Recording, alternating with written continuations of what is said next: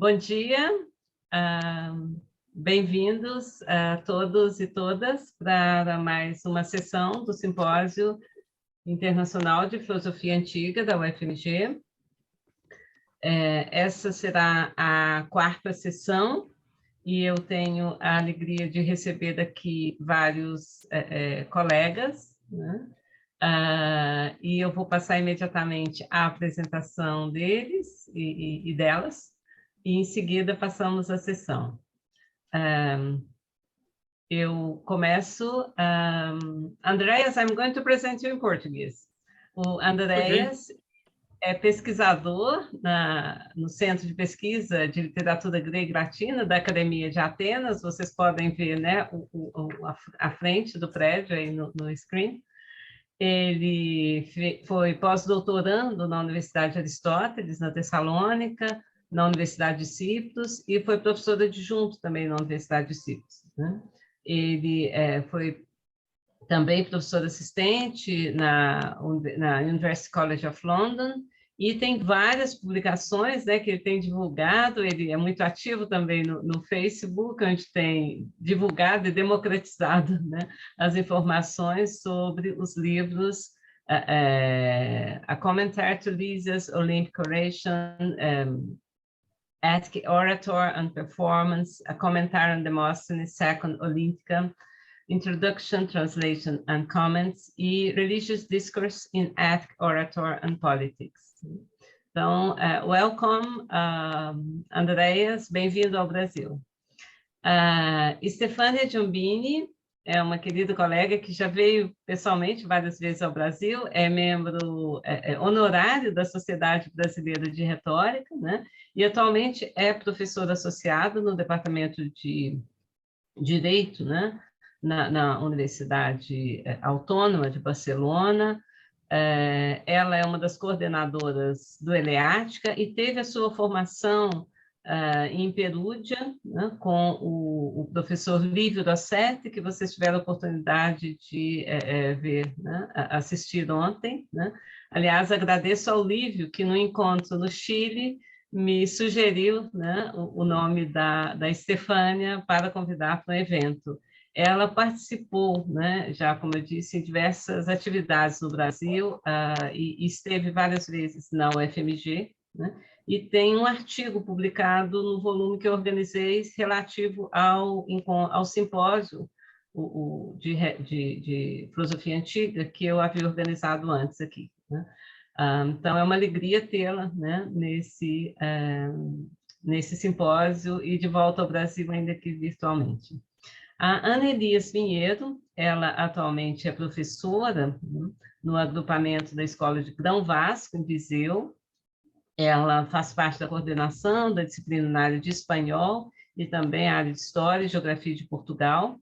E ela pertence ao Centro de Investigações da Sociedade Europeia de Plutarco, Associação Portuguesa de Estudos Clássicos e principalmente ao Centro de Estudos Humanísticos da Universidade de Coimbra, né? Por onde ela publicou várias obras e artigos, e principalmente o texto de Xenofonte, né, a Apologia. Muito obrigada e bem-vinda também, Ana. Obrigada. E para coordenar essa mesa, Roberto Wu, que é meu colega, professor de filosofia na Universidade Federal de Santa Catarina, né? Foi coordenador da pós-graduação e com uma formação na filosofia contemporânea, Heidegger e filosofia hermenêutica, e ele atualmente é presidente da Sociedade Brasileira de Retórica.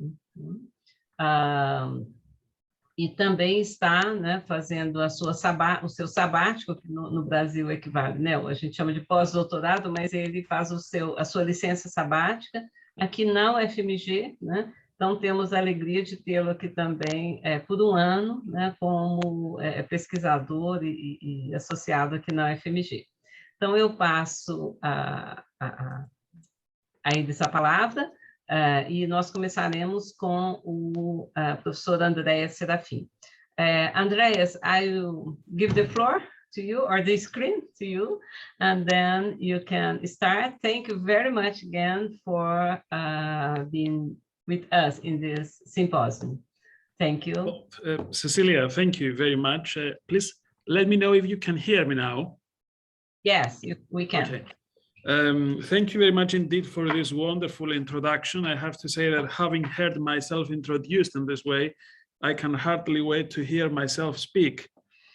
I would like to thank Cecilia for having invited me to talk at this symposium, and to congratulate her for putting together such an impressive lineup. Unfortunately, I cannot be with you physically. Hopefully this will be possible soon.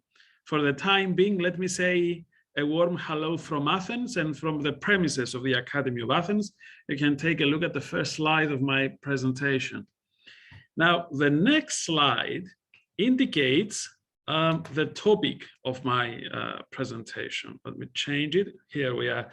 This is Socrates speaking, and I'm going to talk about questions in Plato's Apology of Socrates. This is the humorous part of my presentation, so please bear with me because I have a reputation to defend. I am the guy who always tells humorous stories about antiquity. Now, my paper has two specific purposes. The first is to discuss the content, place, and use of questions in the Apology of Socrates, with the aim of providing rhetorical evidence for Socrates' innocence and the lies of his accusers. I argue that questions serve the interest of the defendant in three specific ways. First, to help him get into the gist of the case and using the answers of Melidus to the interrogatories to present evidence for his innocence and for the accuser's lies. Second, to describe the ethos of litigants. And third, to convey a message that the audience, a message to the audience about the verdict Socrates thinks the judges should cast about him. The second purpose of my presentation is to use questions as evidence about the historicity and factuality of the speech that Plato attributes to his teacher. So whether the speech presents the ipsissima verba of what was said in court. A point of caution should be made from the onset.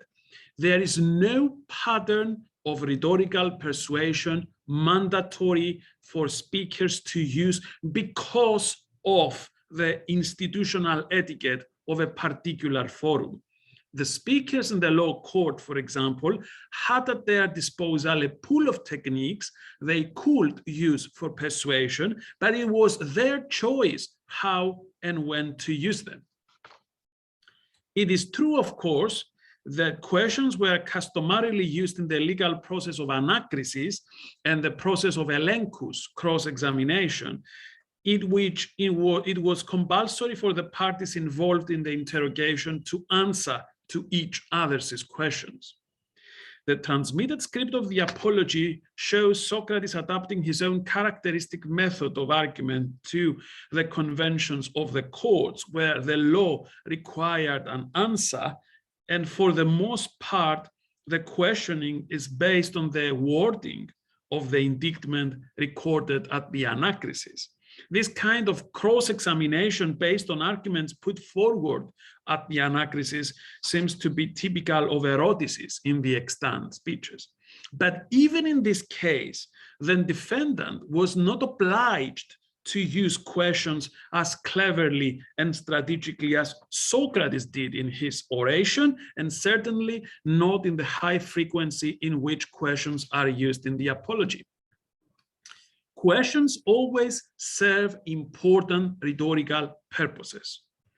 Examining in other papers the use of questions in Attic oratory, I draw the conclusion that when used skillfully, questions become a powerful weapon in the rhetorical arsenal of the speaker, who is enabled to recount events or actions of the historical past and attack opponents, cover up the weaknesses of his speeches, defend and absolve himself, and address the audience directly to instruct its members in what and how they should think about the case. Ancient rhetorical treatises also referred to the potential of questions to influence the audience. You can see passages from Longinus and Demetrius, who both argue that questions add to the vehemence of a speech, rendering it a means of attacking the opponents. For Hermogenes, in his treatise on types of style in section 239, the orators employ questions followed by answers to make them distinct and engage the audience. In a similar vein, Tiberius recognizes 4 functions of questions: to engage the audience and grasp the attention of its members, to clarify matters, to create vividness or to convey excitement, and to refute an opponent's arguments. Modern scholars tend to focus on and write about the questions that are put to Melidus in the well-known interrogative elenchus from section 24b3 to 28a5. It should be noted, however, that questions are not only included in the part of the speech that contains the interrogative elenchus, but also in other parts. You can take a look at this slide of my PowerPoint presentation to see the questions are evenly distributed throughout the speech, from the exordium to peroration. Questions aim to serve a variety of rhetorical purposes. They can be introductory or explanatory in the first part of the speech, as these questions help the speaker get into the gist of the case, explain his arguments, and present rhetorical evidence for his innocence and for Melidus's lies. They can be ethos depicting, since these are used to describe the ethos of Socrates and his accusers, and they can also be investigatory questions, in the sense that these questions are used as a means of determining what is the fair and measured punishment that Socrates should receive at the end of the trial. I do not side with those who think that Socrates did not care about persuasion, or that his defense speech was inadequate or displayed rhetorical incompetence. In what follows, I discuss some of the most salient passages which point to the persuasive ends of Socrates' clever use of questions. Let me start with the questions used in the first part of the Apology, the introductory or explanatory questions in sections 19b to 23d.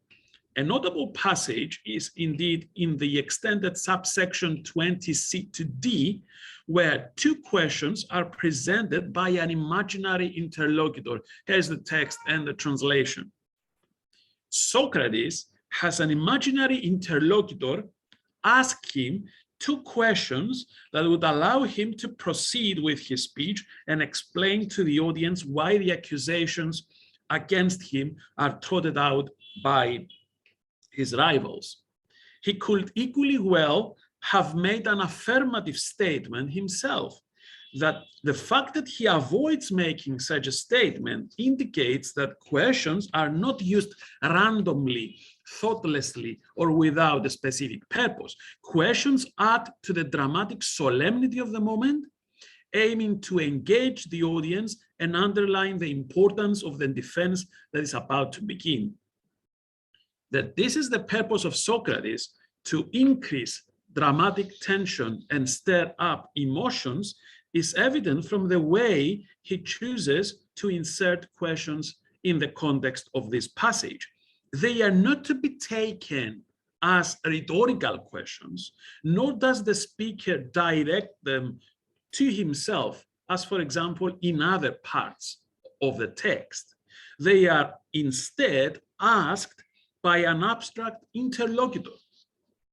This is what we call in rhetorical theory prosopopoia, the act of having an abstract, imagined, or absent entity speaking, which is a means of heightening the emotional character of the moment and maximizing the influence of the speech on the audience.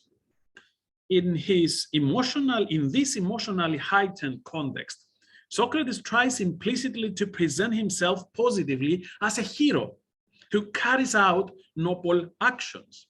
This technique of positive self-description is more clearly articulated in the second part of the speech, especially in section 28b to d, where Socrates refers to Achilles. So Socrates somehow presents himself as being Achilles, something like that. This is the wrong image. I'm sorry about that.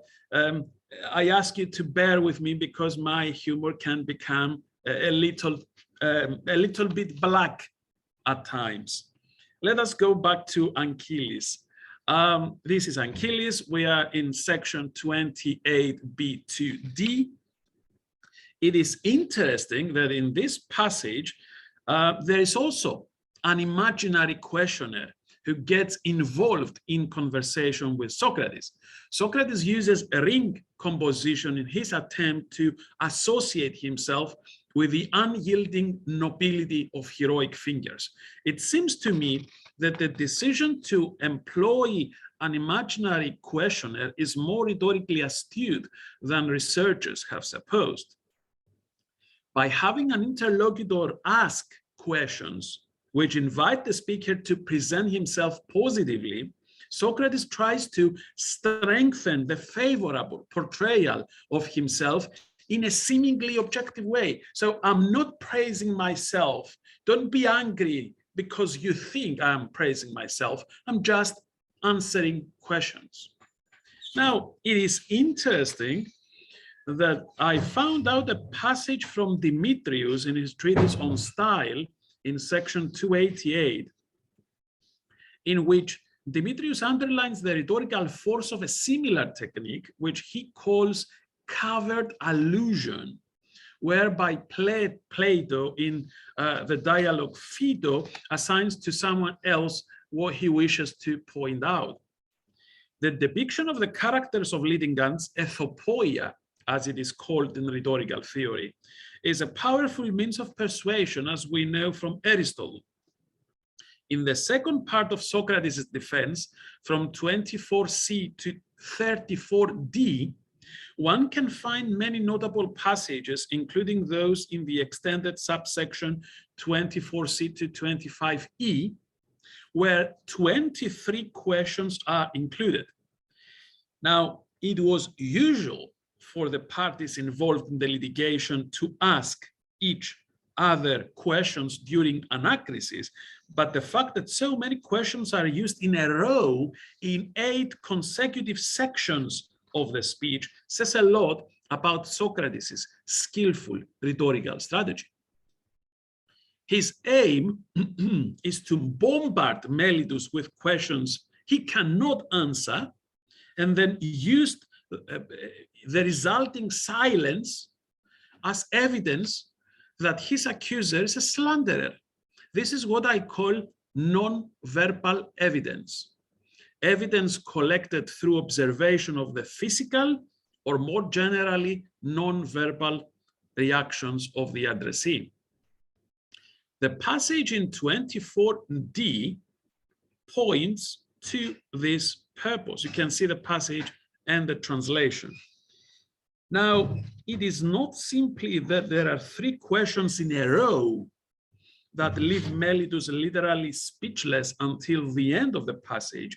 It is also that Socrates asks a question at the beginning of the passage, then proceeds with 2 affirmative clauses, the second of which contains an indirect question, and then without allowing Melidus to say anything, he accuses him of being silent. Superb. Melidus, in other words, is bombarded with consecutive questions and is left in a sort of corner, to use an expression that Demetrius uses in his treatise on style in section 279. He is left in a sort of corner, unable to defend himself properly. This pattern of questioning is not used once, but quite regularly in the interrogation part of the speech. As for example, in 25a to b, where 3 questions are directed at Melidus, but he's given no opportunity to reply to them as he should during anacresis. Instead, Socrates replies his own questions.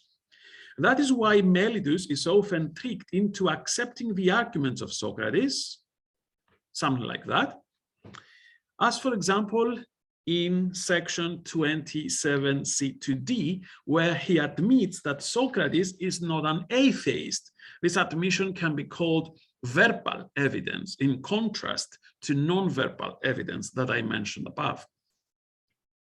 Questions are used not only with the purpose of undermining the adversaries of Socrates, but also of enabling him to profile himself in the most positive way. One of the most salient passages in which Socrates tries to present himself in a positive way is in 34d. Here we can see the passage in translation. Socrates presents himself in this passage as being sincere, honest, and principled, since he declares he would avoid bringing his children in court to try to deceitfully win over the judges, as others in Athens did repeatedly. Ample evidence shows that to bring children into the law court was indeed a common practice that aimed to influence the verdict of the judges by appealing to their epiekia, a means of tempering the strictness of the written legal statutes about the litigants' transgressions. Sorry. Socrates does not follow the masses in trying to trick the judges, even when knowing that the cost of this trial may be his life. The question asked before his important self-depicting statement is not from a purely factual perspective necessary. It is used, however, as a clever means of emphasizing what Socrates says. In fact, he says the same thing twice. The two negations that are used in the context, I shall not and why shall I not, turn out to be a strong positive statement. The last part of Socrates' defense in 36b to 41c, I'm sorry? Someone talk to me or, okay. No, it was just an interview. Okay, the last part of Socrates' defense in 36b to 41c aims to determine the appropriate punishment. This is the focus of all 17 questions that are asked. The investigation gets intense in two consecutive sections, 37b to c, where 8 questions are used, 7 of which in a row. Let us take a look at the passage in translation. This passage indicates the rhetorically clever way Socrates tries to anticipate what the judges may think about the punishment, rejecting one possibility after another, thus trying to leave the judges with no further options to consider when the time for casting their votes arrives. To do so by asking questions instead of making affirmative statements is to put more energy in the speech, grasp the attention and engage the audience, especially the judges, and inviting them to listen carefully to Socrates' arguments. It is evident so far that questions, as skillfully used by Socrates, are important aspects of the speech. I will try in what follows to underline the value of questions as evidence in the persistent debate over whether the speech that is attributed to Socrates represents reliably what he said in court. There is an intense controversy among scholars on this issue, which dates back more than a century. Many are in favor of the historicist approach to the Platonic apology, while many others consider the speech of Socrates to be Plato's masterful forgery. Danzig, dogmatically but groundlessly in my view, propagates that Plato does not expect the reader really to believe that this is the speech that Socrates spoke in court. Some scholars argue that the Platonic apology is a masterful imitation of Gorgias's defense of Palamedes. This argument is not based on solid evidence either. The fact that both Socrates and Gorgias start with a claim that they are at a loss about how to talk to the audience does not mean that one of the two works copies the other. In fact, both use the topos of inexperience, which is used regularly and on many occasions in the speeches of the 10 Attic orators that have come down to us in a textual form. Similarly, the fact that both defenses refer to the unlivable life does not indicate that the Platonic apology duplicates Gorgias' speech, given that this expression is also attested in other works of Greek literature, both rhetorical and non-rhetorical. Given these deeply polarizing arguments about the historicity and factuality of the apology, a fully satisfactory and unanimously acceptable answer to this question cannot be found. Scholars who argue for the reliability of the apology offer many reasonable considerations in support of their arguments. One of them is that the Platonic work was composed close to the trial, and given that the author was present at the trial of Socrates, he would have memorized a great part of the speech his teacher delivered. We should not forget that the ancients had honed skills more so than we have in memorizing passages to be delivered in oral performances. Another argument is that common knowledge by a large segment of the Athenian population of what was said in court would have inhibited Plato from forging Socrates' speech. As I argue in my book, Attic Oratory and Performance, only in the case of unknown figures did the orators have some freedom to present the case as they wanted before the audience. It is presumably for this reason that Xenophon, in his apology, does not claim he was present at the trial, but rather admits he receives information from Socrates, his companion, Hermogenes. Questions can also tell us a lot about this daunting true speech inquiry. I would like here to make a few points. First, common sense would suggest that of all the things one might include in the written script after the event, questions are perhaps among the most unlikely additions. The nature of the questions makes it more likely than not that they were included in the original speech. Questions may have deliberately been retained from the oral version to give a sense of dramatic immediacy to the speech and to conjure up the setting of the speech in the minds of the listeners and readers of the revised version. Questions directed by the speaker to himself, his opponent, or the audience bring the written script of the speech to life and allow the readers to picture the original better. Also, as Carwan argues, it appears to be an authentic feature in Plato's account that Socrates' interrogation is directed to the wording of the judges to refute the accusations of corruption of the youth and impiety against the gods of the state. If this is accepted, at least in principle, then it results that the 39 sections of the speech which contain questions are likely to be genuine.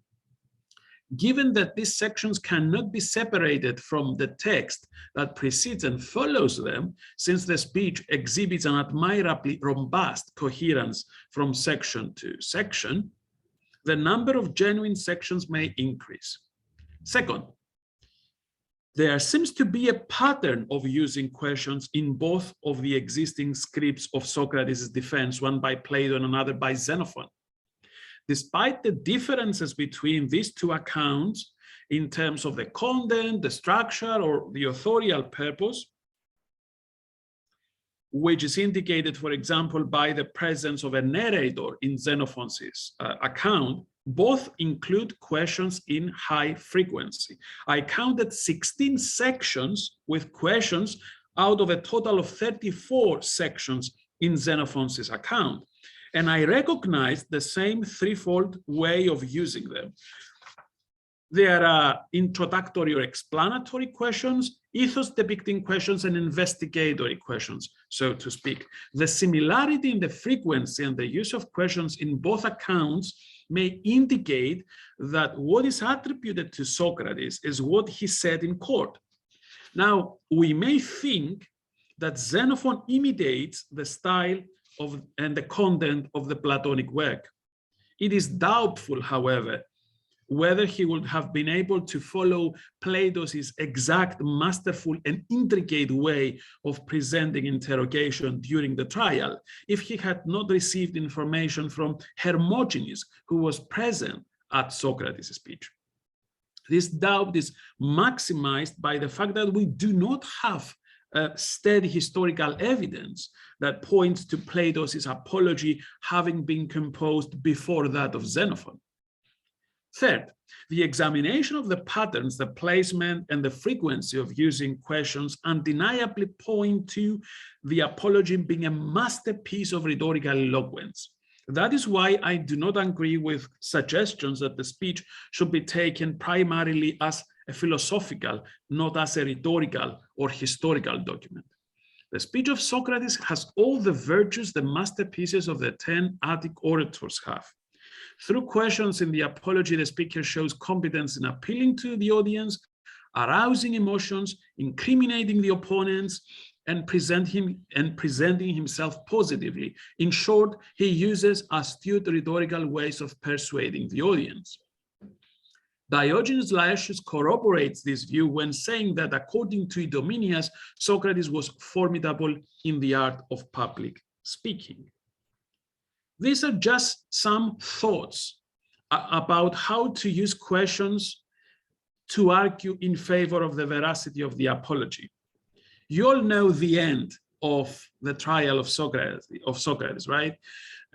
Death penalty was imposed upon our friend. But what is particularly beguiling about research into rhetoric is that it is endless. This is something we need to underline, especially whenever we are talking to young classicists, our students, or more advanced researchers. The last word on the investigation of the themes and topics of rhetoric has not yet been had, nor will be. I have some ideas about rhetoric and questions in the Apology. Let us discuss about them. Thank you very much indeed for your attention. Thank you very much, Andreas, for this very clear, stimulating talk and very well illustrated too. As you are doing in the other sessions, we are going to have the three speakers talking, and after it, you have the questions. Anyway, if anyone wants to put question on the chat or raise the hand, I'm taking note. I will follow this. Then let's now to give the floor to Stefania Giombini. Welcome, Stefania. Bem-vinda. Okay. Hola, querida. Hola, buenos días a todos. Voy a compartir pantalla. Okay. Great.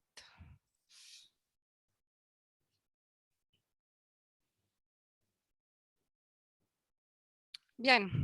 ¿Me escucháis bien? Bien, sí. Perfecto. Bien, pues habéis ya visto, primero es un encanto estar también en esta ocasión al Simposio de Estudios Antiguos. Es un placer estar en esta mesa, haber escuchado a Andreas. Le doy las gracias por esta interesante intervención que hizo ahora.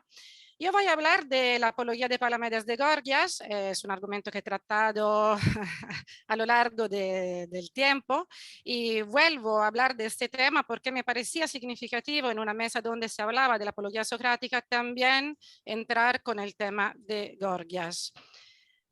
Pues La primera cosa que quiero decir es que la literatura crítica sobre la Apología de Palamedes de Gorgias es reciente. Es decir, que el primer artículo que tenemos es lo de Long, que es un artículo del 1982, que, claro, él propuso en ocasión de un famoso congreso que tuvo lugar en Atenas. Y a partir de este primer artículo, y es raro, ¿verdad? A mí también me pareció siempre un poco raro que se empezó a escribir exclusivamente sobre este texto a partir de los años 80, han pasado 40 años en que efectivamente se ha escrito mucho y se escribe siempre mucho. Y para dar algunos ejemplos, aquí de verdad podría elegir otros, pero en los últimos años, a partir del año pasado, han salido obras interesantes. Primero creo la versión de Ivana Shalva y Julián Correa, que es muy reciente del año pasado, es una traducción con notas y estudio preliminar. Del mismo año, un artículo de Claudia Márcico, interesante porque se va efectivamente en el ámbito de la retórica y pone en conexión Sócrates y Palamedes. Y después también...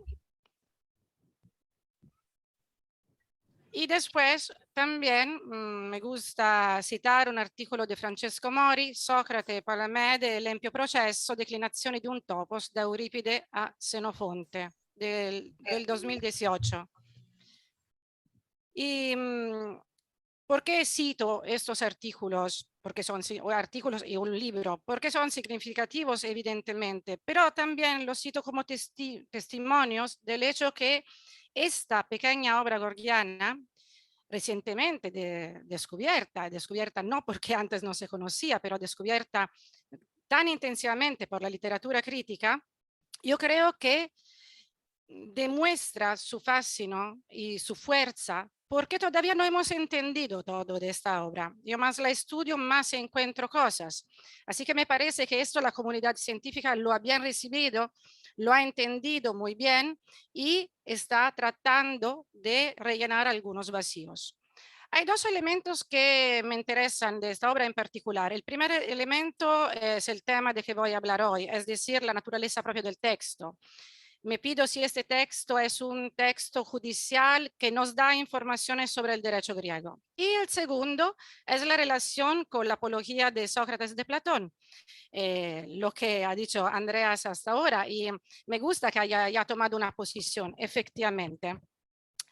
Pues es cierto que este tema interesa tanto al estudioso de filosofía antigua como al clasicista y al estudioso del derecho griego, porque son dos obras capitales y son dos obras que tienen paralelismos importantes.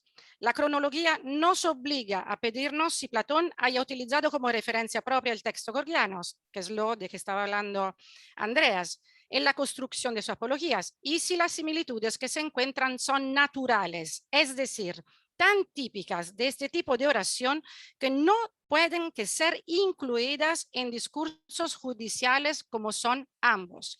Si Sócrates, en definitiva, tiene las mismas necesidades argumentativas y retóricas de Palamedes. Como ha subrayado Cristina Cúnzolo en este artículo de 1999 del Giornale di Metafísica, parecería por lo menos raro que Platón, mientras está proporcionando los discursos del amado maestro en frente al tribunal, tenga en cuenta el texto de Gorgias, que además no era un amigo, era un antagonista ideal. Recordamos claramente que Platón tiene una actitud a la reelaboración, pero no sé si esta es suficiente a pensar que Platón haya utilizado el texto efectivamente de Gorgias. Mi posición es muy similar, muy cercana de la de Andreas, sino casi la misma, aunque creo que este es un tema que todavía tenemos que investigar más. Esta pequeña paréntesis me permite llegar al punto principal de mi ponencia, es decir, cuál es la naturaleza de la defensa de Palamedes. Se trata de un discurso judicial efectivamente pronunciable en frente a un tribunal griego. Empezamos diciendo las cosas más importantes, yo creo, la acusación. ¿De qué se trata? ¿Qué acusación es? Es una acusación por traición. Estamos hablando, pero de un personaje mitológico, no de una persona real, ni de un proceso que efectivamente tuvo lugar. Su contexto es arcaico y pues también el derecho de referencia debería ser el derecho arcaico, el derecho no escrito, el derecho de las costumbres. Y propio por esto, pensando en el posible tribunal que iba a juzgar a Palamedes, no podemos no imaginar que se trataba de un tribunal formado por reyes, los héroes que estaban asediando Troya, aunque esto el mito no lo transmite. Pero hay que considerar que Gorgias escribe en el siglo V antes de Cristo, pues su referencia conceptual y formal del derecho y de los tribunales es la contemporánea suya. La obra de Gorgias empieza con una frase famosa e importante que dice: en categoría que hay apología crisis uperitanato gignestai, es decir, la acusación y la defensa no emiten juicio sobre la muerte, porque, dice Palamedes enseguida, la muerte es algo decretado por naturaleza, a ser objeto del proceso es si le tocará morir con honor, es decir, de manera natural, o sin honor, con una sentencia de muerte injusta e infamante. En otra ocasión he podido subrayar cómo los dos elementos, acusación y defensa, se presentan como un cuerpo único, en cuanto son los elementos constitutivos del proceso.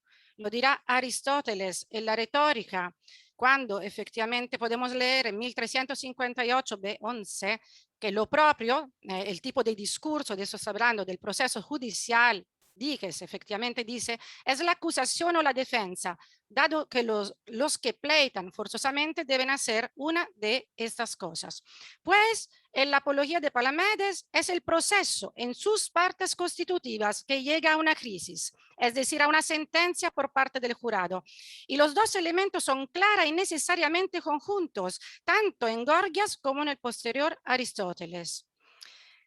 ¿Por qué he hecho esta digresión y me he parado en la primera línea de la obra? Porque la obra, yo creo, se caracteriza por ser contemporánea de Gorgias, porque tiene una referencia directa al mundo judicial y a su léxico, que Gorgias además parece conocer bien. Esto nos da la pista para intentar contextualizar la obra gorgiana en su contemporaneidad y no en el contexto arcaico en el cual la estructura del proceso no era así definida. A partir de esta premisa intentamos comprobar si la Apología de Palamedes puede tener un valor en caso de ser declamada en frente a un jurado ateniense del siglo V. Una acusación por traición era particularmente desagradecida en la cultura griega, fundada sobre la pertenencia de los ciudadanos a la polis, a la ciudad misma. Y como sabemos, en la estabilidad de la política de la polis, de la ciudad. Pues el proceso, en este caso, era una grafé, es decir, un proceso nacido por acusación pública, e en particular, una esangelía, es decir, una grafé montada por graves daños a la ciudad, o, y esto nos interesa, por traición, lo dice Hipérides en defensa de Euxenipo 7.8. La pena prevista podía ser la muerte o, en casos menos graves, el exilio o la atimía, es decir, la pérdida de los derechos garantizados por la ciudadanía. No hay trazas de un procedimiento de esangelía en el texto gorgiano. Además, la esangelía era un procedimiento bastante complejo, constituido por 4 discursos, 2 de acusaciones, 2 de defensa, con una votación intermedia y una final. Como sabemos, se desarrolló efectivamente el proceso a Sócrates, el primer caso que conocemos de esangelía, me parece, e implicaba restricciones como la cárcel o la libertad bajo garantías de otros ciudadanos, y que podía ser decidida por la bula y la eclesía. Aquí tenemos un poco de indecisión, pero vale, se está investigando. De este procedimiento no hay algunas trazas en la obra de Gorgias, pues el texto, aunque lexicalmente contemporáneo, desde el punto de vista estructural parece desvinculado del concreto desarrollo del proceso, tanto que no sabemos tampoco qué jurado tenía enfrente Palamedes. Ni tenemos los otros discursos, tampoco lo que sería un segundo discurso de defensa. Hay otros elementos de la habilidad en la apología gorgiana. Faltan referencias a leyes. Los discursos judiciales de los oradores juevos, también posteriores, juevos de Gorgias, incluyen leyes o decretos. En el caso gorgiano, las referencias a las leyes no aparecen de ninguna manera. Sí, Se habla genéricamente de justicia en contraposición a la violencia de la sentencia, al párrafo 2, pero no hay alguna referencia a una ley en concreto. Gorgias tenía una opción sencilla en este caso: inventar una ley o un decreto. Es esta una solución que se ve, por ejemplo, activada por Xenofonte en las tetralogías beta y gamma, donde el orador inserta una ley que vieta matar justa e injustamente con la finalidad de proporcionar una ley criterio absoluta que sirva para la construcción de los discursos antilógicos elaborados a través de argumentaciones racionales. Sabemos que la ley de Antifonte no existe. Yo no vuelvo al tema, he intentado probarlo también el año pasado con un artículo sobre el tema y me parecería raro que alguien pueda atestar la historicidad de esta ley. Pues Gorgias no hace esto, no pone una ley inventada o un decreto, evidentemente porque no percibe la necesidad de poner una referencia legislativa en su discurso. Otro elemento que falta al discurso gorgiano son los testigos o testimonios también, o por lo menos referencias a posibles contenidos testimoniales. Como en el caso de las referencias a las leyes, aquí también encontramos un elemento que diferencia la obra de Gorgias de las de otros autores de discursos judiciales. La falta es intencional, sin duda. Al párrafo 9 se hace referencia a presuntos testigos, los mismos que habrían tenido el papel de transportar el dinero en caso de un acuerdo entre Palamedes y los enemigos como pistis, como fe del acuerdo mismo. En este caso, se pretende que la ausencia de testigo se convierta en la prueba que tal acuerdo no se ha realizado. Es interesante ver cómo la ausencia de algo se convierta en el fundamento de lo que no ha pasado, de lo que no ha existido. Este es un tema, nadie ha escrito un artículo sobre esto, pero yo no sé si lo voy a escribir, invito a alguien a escribirlo y que me ponga en nota, evidentemente, porque Gorgias vuelve a este tema, vuelve al párrafo 5 y al párrafo 23, dice no se puede atestiguar lo que no ha pasado. Y al párrafo 29 dice que la acusación que los adversarios han construido es sin pruebas.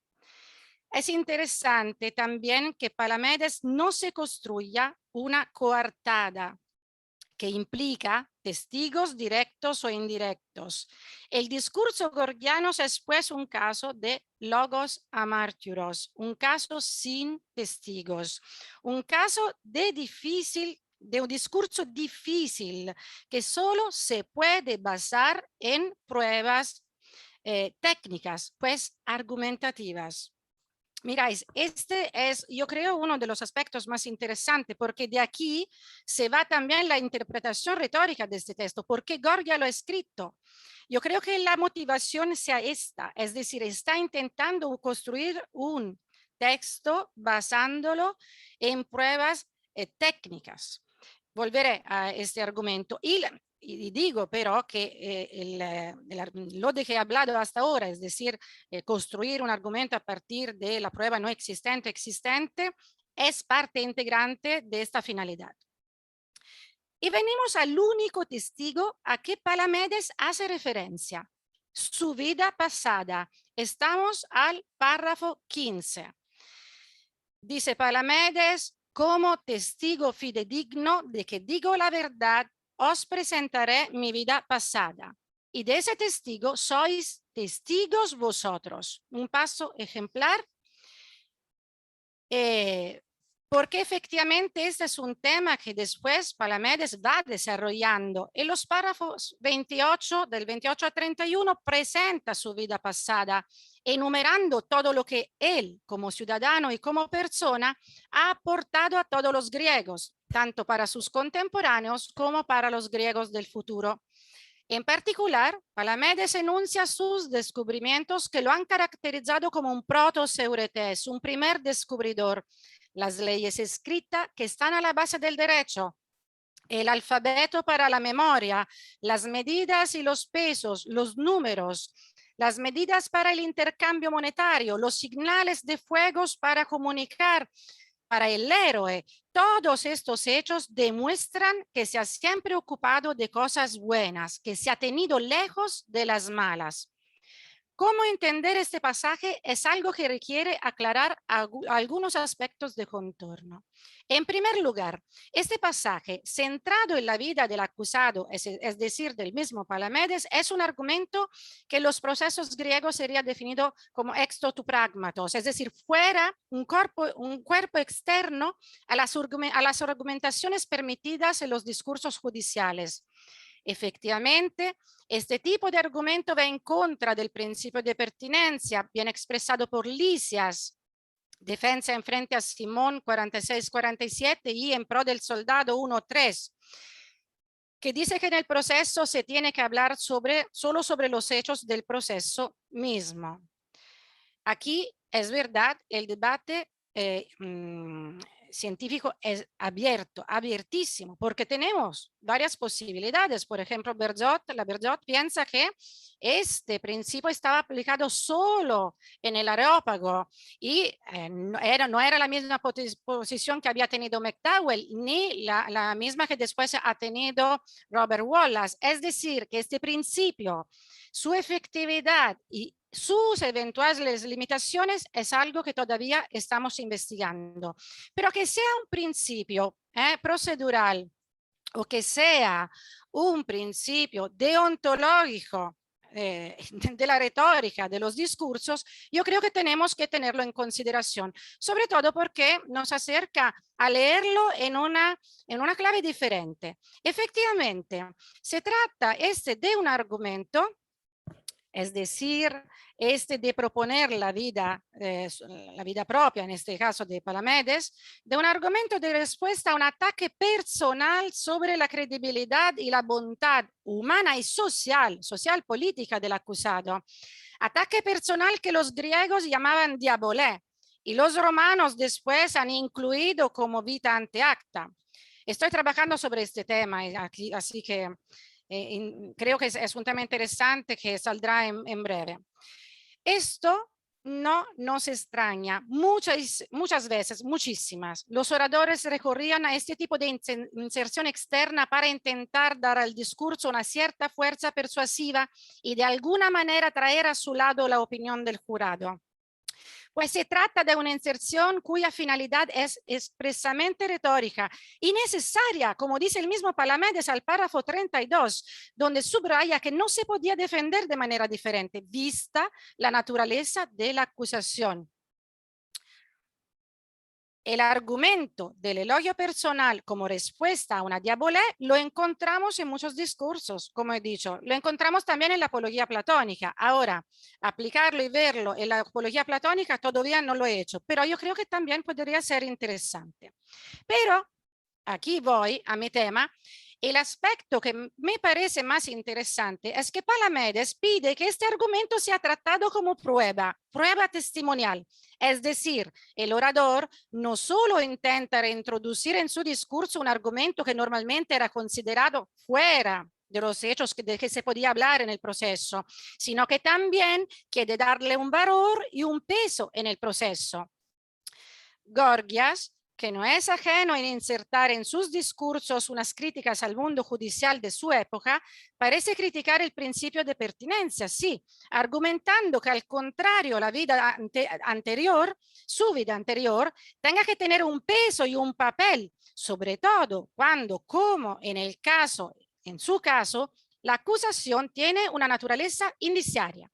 Se trata aquí de un elemento que no volveremos a encontrar en el mundo griego, o por lo menos a mí no me resulta, pero que al contrario sí que entrará en la oratoria romana, se insertará en el ámbito de la discusión de la vita ante acta y la numeración de los argumentos que se utilizan en las causas conjeturales. Me estoy refiriendo a Cicerón de Invenzione, libro segundo, y Quintiliano, Institutio Oratoria, libros cuarto y quinto. Pues Gorgias aquí me parece particularmente innovador, siempre con una mirada crítica a su presente. Y esta misma crítica al mundo judicial de su tiempo, Gorgias la manifiesta en otro factor. Efectivamente, si vamos al párrafo 35, de la Apología de Palamedes se puede leer: pues bien, si fuese posible por medio de las palabras que la verdad de los hechos se tornara pura y manifiesta a los oyentes, fácil sería la decisión tan solo con lo ya dicho, mas como no es así, mantened bajo vigilancia a mi persona, fiulasso es el verbo, aguardad algo más de tiempo y tomad vuestra decisión conforme a la verdad. Como sabemos, los procesos griegos se desarrollaban en tiempos muy estrictos, dentro de un día o poco más, en los cuales se realizaba el debate completo y las votaciones hasta la sentencia. La misma sentencia no tenía posibilidad de apelación, es decir, el acto del proceso era breve, intenso y definitivo. Este aspecto estaba cuestionado porque iba claramente en contra de la garantía de búsqueda de la verdad, la cual podía requerir tiempos más largos o diferentes. Palamedes dice claramente a los jueces que es necesario tomar más tiempo, pensar más a fondo y propone que su cuerpo sea detenido, es decir, propone la detención como medida cautelar.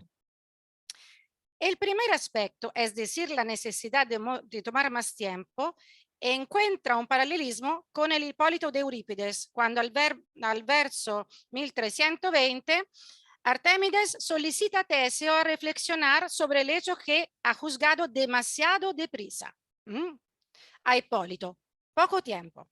No se trata de un juicio de un tribunal, es verdad, pero culturalmente hay una llamada a pensar que la verdad y el justo requieren su tiempo adecuado. Señalo aquí dos estudios que yo creo que sobre el tema son muy importantes. El primero, tenemos la suerte de tener aquí la autora, María Cecilia de Miranda Noguera Coello, que es un capítulo de Socrática 3, editado por Fulvia de Luis Alessandro Stavru, che se intitola Dispositivi dimostrativi utilizzati in tre modelli di difesa, Hipólito, Palamede e Sócrates. Y también hay, este artículo es interesante porque la autora nota bien la necesidad, yo creo, que las tres obras expresan la función de los discursos como medios para conseguir la verdad, relevando además una dimensión filosófica presente en las obras. Pero también señalo este otro trabajo, Rafael Ferber, porque esto es un buen trabajo para entrar en el status cuestiones que yo creo sea interesante. Ahora, pero volvemos un momento a la cuestión del tiempo, porque se está acabando también mi tiempo. Un paralelismo con la Apología de Palamedes lo tenemos en Hipódamo de Mileto.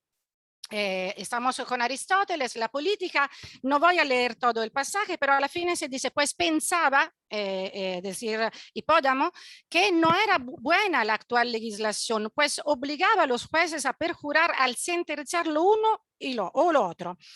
Hipódamo se declara insatisfecho del sistema judicial de su tiempo en cuanto las decisiones del jurado eran tomadas con prisa y no preveían apelación. Es verdad, la perspectiva es general. En el caso de la Apología de Palamedes estamos en un contexto más específico, estamos en un proceso por traición, pero aquí me parece que la perspectiva de insatisfacción, la crítica intelectual a cómo se desarrollaba el proceso es en ambos. El segundo aspecto es la detención cautelar, porque aquí la referencia no es solo Platón, pero esta es la fundamental. Platón, Leyes, libro 9, 871,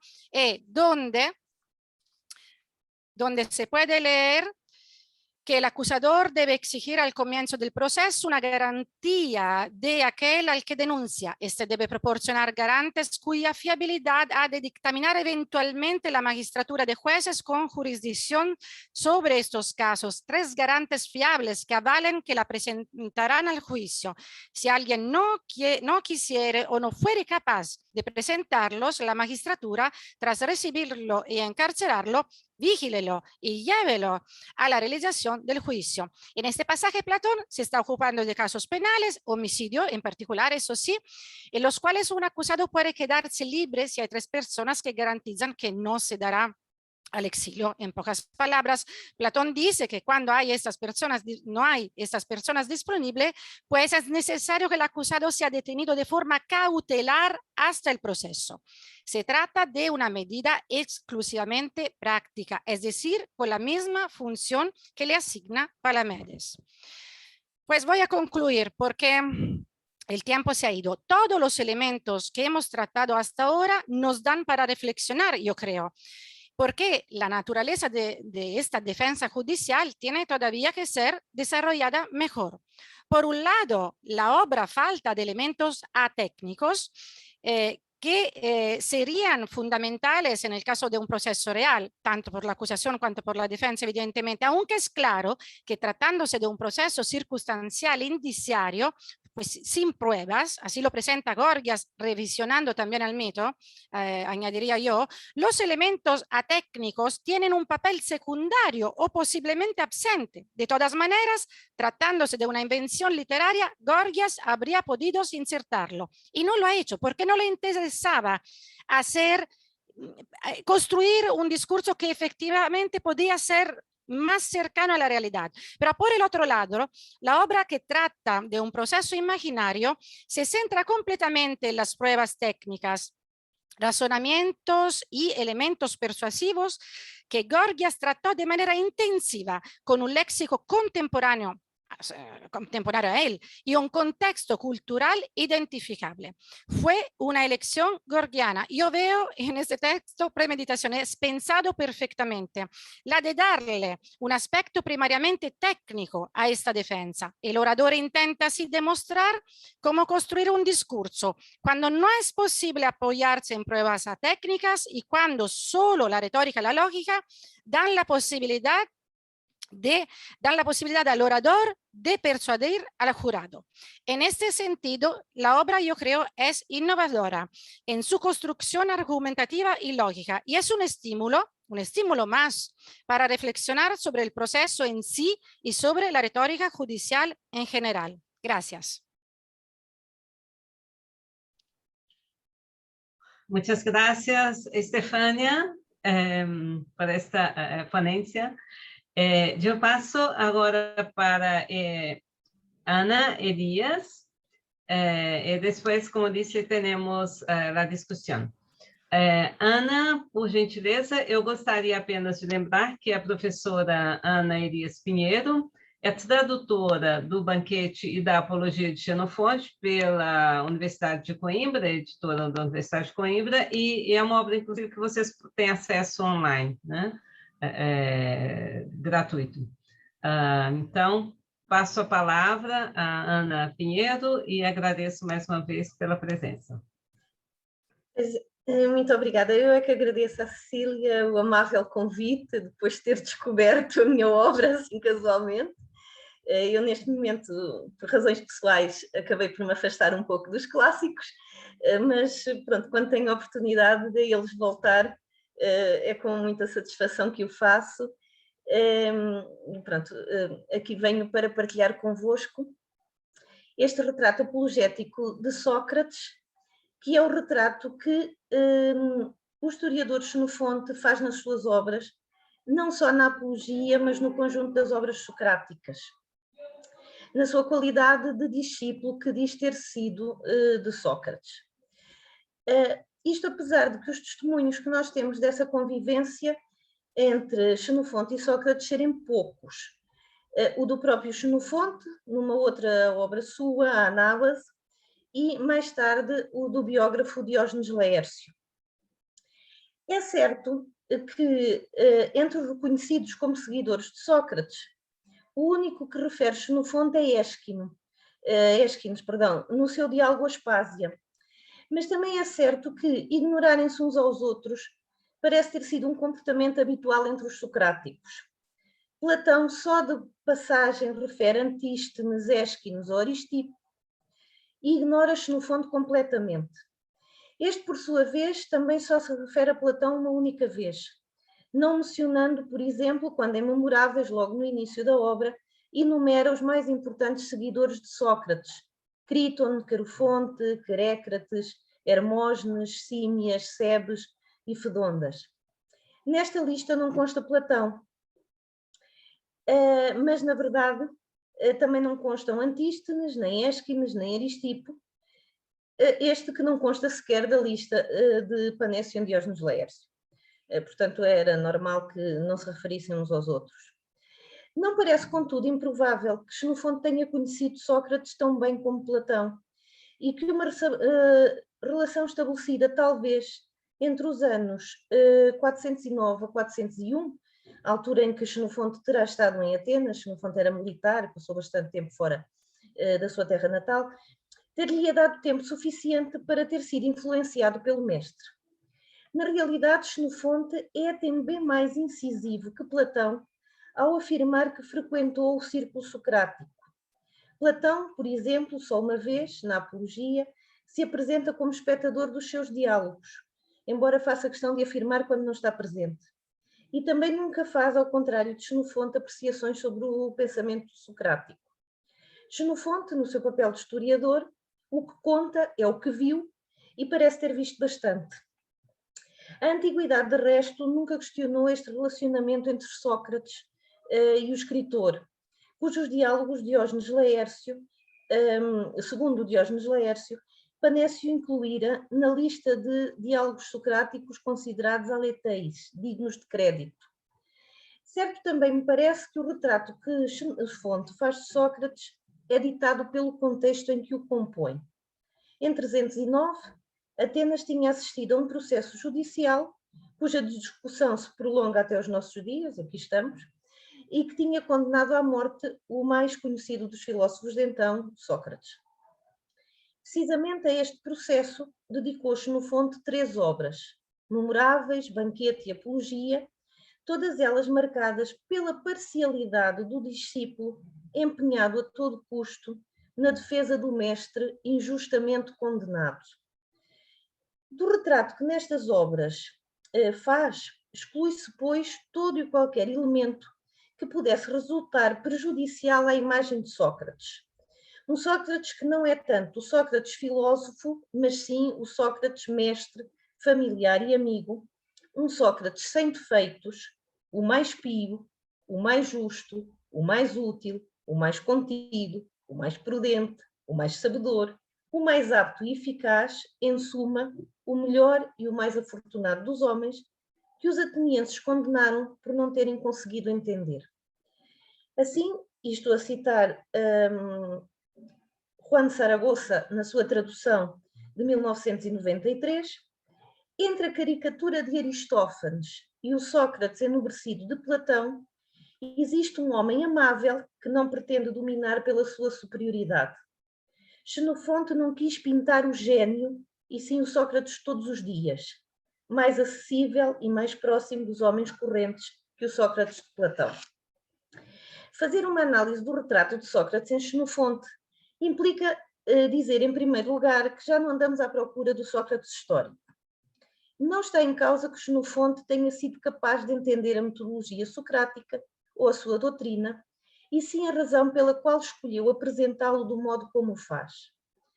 Assim, é muito provável que Xenofonte não tenha dito, nem em Memoráveis, nem nos outros 2 escritos socráticos, a Apologia e o Banquete, o que efetivamente sabia de Sócrates, mas sim o que desse conhecimento lhe interessava transmitir e que se mostrasse em concordância com o propósito que tinha traçado na sua obra. Diz ele, na abertura de Memoráveis, que, como de facto me parece que Sócrates era de boa ajuda para os seus companheiros, quer pelo testemunho do seu comportamento, quer pelo que dizia, vou registar tudo quanto dessas memórias guardo. Memórias essas, precisamente, que dão título à obra.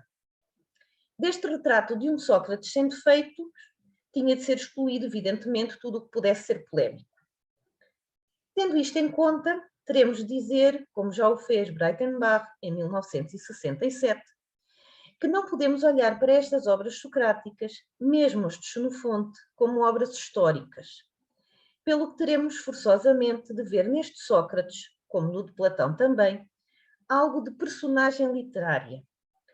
Se há determinadas características de facto em que os vários testemunhos coincidem e que podemos imputar à figura real do filósofo, a verdade é que a maior parte do que sabemos sobre Sócrates é o que os seus discípulos nos quiseram contar. E se Sócrates não é figura histórica em Xenofonte, que era historiador, muito menos, pois, o poderá ser em Platão, que não era historiador, não pretendia sê-lo, e mostra até geralmente alguma despreocupação com a precisão a que hoje chamaríamos histórica dos seus testemunhos. Um e outro não estavam, com as suas várias obras sobre o filósofo, a construir uma biografia, e sim, de modo mais ou menos assumido, uma apologia. Mesmo nas doutrinas, provavelmente, e parece-me que será a posição mais defensável, nenhum dos Sócrates, nem o de Platão, nem o de Xenofonte, poderá corresponder com exatidão ao Sócrates real, porque não é ele quem fala, e sim, em seu nome, os seus discípulos. Qualquer das doutrinas apresentadas terá contado sempre com a interpretação de quem a reproduzia, e um e outro, no caso de Platão e de Xenofonte, tinham limitações que terão condicionado o modo como transmitiram as ideias do mestre.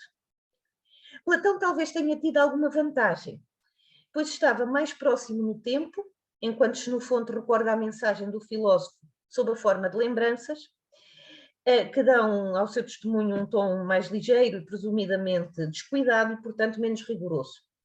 Mas Platão trabalhava em termos académicos as doutrinas do mestre, convide-se a transmiti-las. A sua é naturalmente uma transmissão mais completa, porque mais refletida, mas não tem, contudo, forçosamente que ser mais fiel, porque não deixa de ser indireta e, sobretudo, interpretativa. Importante será também termos em conta que os testemunhos que possuímos são, sobretudo, os da defesa. Da acusação conhecemos apenas informações indiretas. Isócrates e Libânio refeririam um panfleto perdido da autoria de um sofista, provavelmente ateniense, de nome Polícrates, intitulado Acusação contra Sócrates, que terá circulado em Atenas nos últimos anos da década de 90 do século IV, 394 a 393, e que pretenderia ser a reprodução do discurso de acusação de âmbito e que insistiria particularmente no desprezo de Sócrates pelas leis e pela Constituição democrática, e que a maioria dos autores antigos que o referem datava da época do processo. Sendo que provavelmente não só Xenofonte, mas também outros socráticos, Platão, Ésquines ou Antístenes, estariam a responder com os seus diálogos a estas acusações de Polícrates e não ao processo real. Parece certo também que terá existido, em certos setores da Atenas do século V, um relativo consenso acerca da figura de Sócrates, e porventura nem sempre favorável. Os atenienses condenaram Sócrates e fizeram-no com acusações similares àquelas de que a comédia grega antiga já fizera eco, cerca de 2 décadas antes do processo. Não só a de Aristófanes, nas conhecidas nuvens, mas também a de Amípsias ou a Diópolis.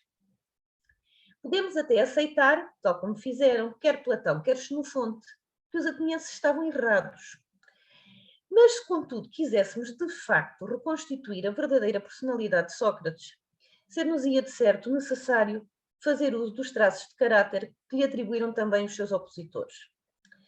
Curiosamente, sendo o testemunho de Aristófanes o único que foi redigido ainda em vida do filósofo, foi também aquele que desde cedo mais depressa foi rejeitado e que despertou comentários ao longo de toda a antiguidade, desde aqueles que o encaravam como um mero recurso literário, àqueles que, como Eliano, viram em Sócrates o melhor dos gregos, alvo de uma calúnia perpetrada por um poeta, Aristófanes, que se deixara corromper por aqueles que queriam condenar o filósofo.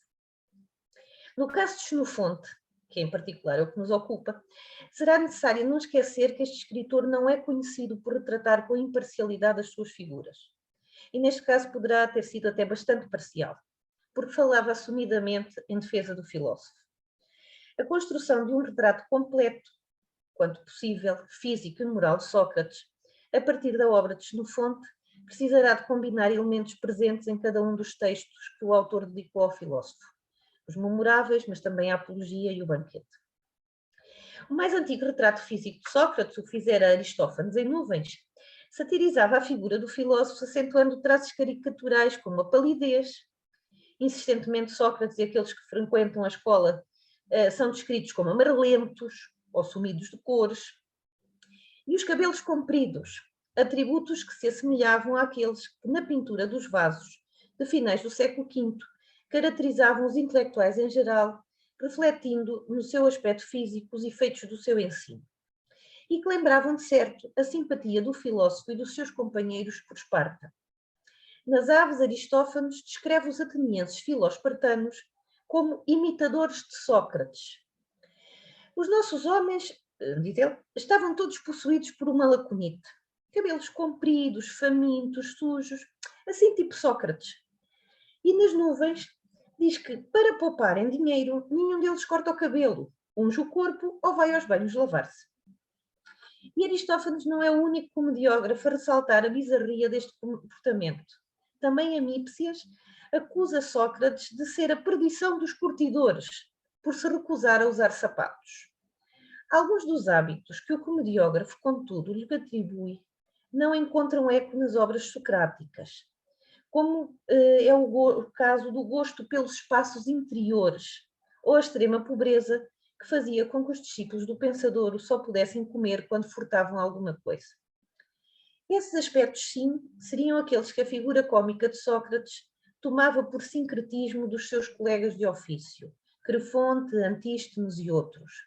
Deste modo, o poeta cômico condenava os defeitos morais, exagerando-lhe os físicos, com os quais se combinavam hábitos bizarros de falta de higiene ou de indumentária. A realidade é que os demais retratos do filósofo não contrariam a caricatura traçada pelo comediógrafo. Platão no banquete é igualmente irónico, embora pela positiva. Contou-me que encontrara Sócrates bem lavado, de sandálias calçadas, o que raramente fazia, e lhe perguntou onde ia assim todo preparado. Ele respondeu: vou jantar à casa do Ágaton. Ontem, com receio da população, não fui às cerimónias da sua vitória, de modo que hoje aceitei lá ir. Por isso me pus assim todo bonito. E a tradução é do meu colega de Coimbra, Delfim Leão, que escreveu há uns anos também um artigo sobre as duas figuras de Platão em Aristófanes e de Sócrates em Platão e Aristófanes. E Xenofonte faz notar com humor no banquete que no caso de Sócrates a sabedoria parece que não se fizera acompanhar de beleza física. Notoriamente feio, de olhos esbugalhados, nariz achatado com narinas arrebitadas, lábios grossos, parecido com um sileno, mas que vê na sua fealdade vantagens que lhe permitem competir com os mais belos. Critóbulo em Xenofonte, mas também com Alcibíades, no outro banquete, o de Platão. Assim, quase que um pouco à maneira do lobo do capuchinho vermelho, os olhos esbugalhados permitem-lhe ver em todas as direções, com as narinas arrebitadas pode captar cheiros vindos de todos os lados, o nariz achatado não constitui um obstáculo à visão, os lábios grossos dão melhores beijos, os silenos são feios, mas filhos das deusas. Parecido com o sileno também, é retratado na mais antiga das estátuas que conhecemos, datada talvez da época imediatamente a seguir à sua morte, de que só se conserva a cabeça, numa cópia que está no Museu Vaticano, mas cujos traços sugerem a possibilidade de um corpo baixo, roliço, porventura a imitação também de algumas das representações conhecidas dos silenos, embora com certa harmonização dos traços. À luz do que eram os padrões clássicos da calocagatia, as feições grosseiras de Sócrates estariam muito próximas das de um homem de baixa condição. Assim, tal como o pensamento de Sócrates parece ter constituído um corte com a filosofia anterior, também o seu retrato poderá ter correspondido a uma ruptura com a ideia prevalecente na cultura grega, desde os tempos heroicos, de que a calocagatia, a perfeição, como o próprio termo sugere, era apanágio apenas dos belos, idealizando a beleza física como reflexo da beleza moral, os bons. A figura de Sócrates concretiza o oposto desta ideia, a mais bela e sábia das almas num corpo feio, mas cujos traços se revestem de uma utilidade muito maior do que se fossem belos. Os testemunhos de Platão e de Xenofonte coincidem também com o de Aristófanes na atribuição a Sócrates de certo tipo de comportamentos, como o pouco interesse por banhos e calçado, mas também de certos traços de conduta moral que abonariam esses sim a favor do filósofo, como a sua coragem e persistência e também a sua contenção, sofrociúme, elemento muito vincado no retrato moral que dele traça Xenofonte, a quem parece interessar muito mais, como já dissemos, a faceta de Sócrates mestre, amigo e familiar do que a de Sócrates filósofo. Para a acusação, que é memoráveis, é anónima e proferida por múltiplas vozes, ecos de uma certa vox populi ateniense, Sócrates é aquele que desprezou os deuses da cidade, substituindo-os por outros de origem nova, e que corrompeu os jovens, afastando-os dos seus deveres familiares e das orientações da Constituição Democrática, fazendo depender as suas relações familiares e de amizade do interesse utilitário. É também alguém que se dedicava aos estudos cosmogónicos e que usava a literatura para fins subversivos. Para Xenofonte, que o conheceu e com ele conviveu, como faz questão de sublinhar, a imagem do filósofo é precisamente a inversa. Sócrates é, em primeiro lugar, um homem sem segredos nem comportamentos misteriosos, que vive às claras, nos passeios públicos, nos ginásios, na ágora, em sítios onde pode ver muita gente, falar com muita gente, ser ouvido por muita gente. Este testemunho insistente de Platão e Xenofonte, embora no caso dos memoráveis os espaços e o tempo também não estejam muito definidos, sob a predileção de Sócrates por espaços públicos, contrasta claramente com o testemunho de Aristófanes, cujo Sócrates permanece, tal como os seus discípulos, no interior do frontistério. Facto que se reflete na palidez que todos eles apresentam. Platão e Xenofonte poderiam ainda estar a responder a Polícrates, que, de acordo com o testemunho de Libânio, teria acusado Sócrates de, em segredo, ministrar aos seus discípulos ensinamentos imorais. Mas Sócrates é também um homem inspirado por uma divindade, o seu célebre daimónio, que guia não só a sua conduta, mas também a conduta daqueles que o acompanham. Neste comportamento não consegue ver Xenofonte nada de estranho ou anormal. Sócrates, como qualquer outro ateniense do seu tempo, segue auspícios, oráculos, avisos divinos, faz sacrifícios, é, pois, um crente igual aos outros e que tenta convencer os seus companheiros, como é explícito no episódio de Aristodemo. A única diferença está, de certo, na marca específica que o historiador, enquanto discípulo, atribui ao caráter do filósofo.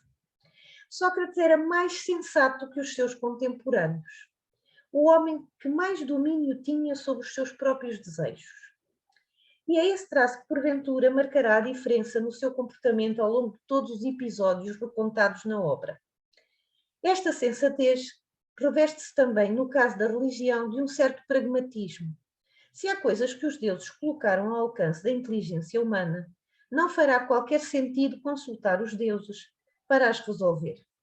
Esse pragmatismo, de resto, não se revela apenas em matérias religiosas, mas também na ideia, mais do que uma vez referida, de que não vale a pena perseguir o fundo das ciências para além do que elas podem trazer de útil ao homem, assumindo a crítica àqueles que o fazem. Sócrates é claramente alguém em quem Xenofonte viu um mestre, mas é também, nas palavras daquele que se entendeu seu discípulo, alguém que em circunstância alguma admitiu que transmitia ensinamentos, que criticava os que o faziam e, sobretudo, os que, ao contrário dele, se faziam remunerar por esse ensino, num testemunho profundamente coincidente com o de Platão e claramente oposto ao que é o da comédia e do suposto processo de acusação. Xenofonte dá-nos também a imagem de um homem politicamente descomprometido. É certo que se notam muitas vezes as suas simpatias, de que Xenofonte talvez também partilhasse por Esparta, mas a sua atitude crítica em Atenas atinge todas as fações políticas da cidade, desde a oligarquia tirania dos 30, à qual o acusavam de associação através de Crítias, ao sistema democrático, no que ele tinha porventura de menos justo e de mais radical, como no caso do episódio de Tracílio e Aracímedes, mas também no que tinha de pouco técnico e especializado. Este Sócrates não parece, obviamente, ser uma figura de trato fácil, o que poderá explicar muitas das inimizades que lhe foram atribuídas e que tiveram em última instância influência na sua morte. Curiosamente, e sendo certo que a intenção de Platão seria menos apologética que a de Xenofonte, não seria menos apologética que a de Xenofonte, é verdade que no nosso autor estes traços se apresentam mais amenizados. Sócrates, de facto, esforça-se bastante por expor os seus opositores ao ridículo. Mas esta é uma faceta que é muito mais explorada por Platão nos diálogos aporéticos do que por Xenofonte, embora também aconteça em alguns episódios memoráveis. O autor prefere dar mais ênfase aos aspectos virtuosos do filósofo que às suas excentricidades. Contudo, há momentos em que, apesar de ter tentado, digamos que, branquear a personalidade do mestre, despojando dos eventuais defeitos que pudessem perturbar o seu propósito apologético, não pode evitar que transparecessem aquelas marcas de caráter onde o leitor mais avisado poderá encontrar o Sócrates de sempre, que gosta de discutir determinados assuntos e massacrar os seus adversários com questões que os levem a admitir a sua ignorância. É verdade que, na maior parte dos casos, esse é o Sócrates retratado pela voz dos seus rivais, como é memoráveis quando é acusado por Cáricles de estar sempre a fazer perguntas cujas respostas já conhece bem. Ou no bem-humorado encontro com Hípias de Élide, que zomba de Sócrates quando, anos decorridos sobre a última vez que se encontraram, vem surpreendê-lo a dizer as mesmas coisas sobre os mesmos assuntos. Este deverá ter sido forçosamente um traço de caráter do Sócrates histórico, porque nele insiste em todos os seus discípulos. Embora sendo certo que a culpa não pertence apenas a Sócrates, os seus interlocutores têm sempre habitualmente um handicap. Subvalorizam a importância das questões colocadas por Sócrates e, como tal, acabam sem saber o que dizer. Nem sequer parecem muitas vezes suspeitar das verdadeiras intenções de Sócrates. E tanto Platão como Xenofonte fazem questão de que o público tenha consciência deste embaraço por vezes, mesmo antes de que os visados o percebam. E quando Hípias o acusa de fazer perguntas e refutar as respostas dos outros sem nunca dar a sua própria opinião, Sócrates responde, como na Apologia, que os seus atos confirmam o seu pensamento. Ele não precisa definir justiça porque nunca prestou falsos testemunhos, nunca denunciou ninguém, nunca provocou discórdia entre amigos ou na cidade, nunca praticou qualquer ato injusto. E Hípias dá-lhe razão. Mesmo quando é o próprio Xenofonte a deixar escapar comentários como este, é visível que o faz em sentido positivo. E este retrato em nada se torna incompatível com o traço principal, o da moderação, que o discípulo lhe confere, porque lhe é atribuída a mesma boa finalidade de conduzir os outros ao seu próprio conhecimento, o notice autor. Este traço da moderação é, sem dúvida, aquele que melhor assenta a Sócrates. O homem a quem pouco basta, que tudo na vida faz com capacidade de contenção, desde a política às relações pessoais. Como é possível verificar, por exemplo, na sua posição contra o relacionamento sexual, sobretudo entre homens adultos e rapazitos, embora se depreenda do banquete ou do económico, que não as condena entre marido e mulher. Poderá ser legítimo questionar se de facto Xenofonte terá visto Sócrates deste modo, se era essa a recordação que guardava do tempo em que tinha convivido com o filósofo, ou se este retrato era ditado apenas pela necessidade que manifestava de o redimir. Esta resposta, como outras, também não estão totalmente ao nosso alcance, mas parece-me claro que Xenofonte pretendeu mostrar que assim era o Sócrates que ele conhecera, e que o sabia precisamente porque o conhecera, e que também sabiam todos quantos com ele tinham privado. O mais pio, volto a repetir como no início, o mais justo, o mais útil, o mais controlado, o mais prudente, o mais sabedor, o mais capaz de ensinar, de avaliar, de corrigir, em suma, o melhor e o mais afortunado dos homens. Com esta súmula das qualidades de Sócrates, Xenofonte termina a sua obra maior, os Memoráveis, recorrendo à mesma fórmula utilizada na Apologia. O público que o ouviu demonstrar as qualidades do filósofo deverá agora compará-lo a outros e julgar se poderia ter existido homem melhor. Estas palavras, numa e noutra obra, são sem dúvida a melhor síntese de tudo quanto Xenofonte quis mostrar sobre Sócrates. Obrigada. Muito obrigada, Ana, por essa exposição também tão clara. E agora eu passo a palavra para o professor Roberto Wu, para fazer os comentários e depois passamos a palavra aos participantes. Já tem várias pessoas interessadas em fazer pergunta. Roberto, por gentileza. Boa tarde a todos e todas. Agradeço o convite também por participar desse interessante simpósio, o qual estou aprendendo bastante também. Eu vou fazer a primeira questão em inglês para o Andreas, né, o primeiro comentário, e depois eu faço os outros 2 comentários em português. Tá? So, Andreas, congratulations for your presentation. It places the apology in relation with the way judgments customary occurred at that time, but also raises an interrogation about Socrates' specific uses of questioning. Andreas' answer, as I follow him, points to Socrates' simultaneous adherence to the structure of legal proceedings while taking advantage of the structure of questioning leading to an amplification of its effect. At this point, it is clear that the subject of questioning involves 2 aspects: its importance in trials and its relevance in Socrates' method. In a nutshell, Andreas identifies 3 main functions of questions in the Apology. The introductory or explanatory function adds, according to Andreas, to the dramatic solemnity of the moment. Its particular trait is to create an atmosphere that favors a critical examination. In turn, the description of ethos has a more confrontative accent, as it has the function of distinguishing positively Socrates' moral character from that of his accuser, Miletus. At this point, Socrates is not anymore creating a scenario that attracts the audience and prepares an adequate state of mind for the trial, but he is at the kernel of his confrontation with the accuser. Therefore, ethos depicting questions are not preparatory arguments, but proofs of the inadequacy of the accusation, either because by means of these questions, Socrates proves by his character the incoherence with what he is charged, or because this proceeding opens up an abyss between him and the accuser, undermining his character, and he reveals to be unable to answer the questions.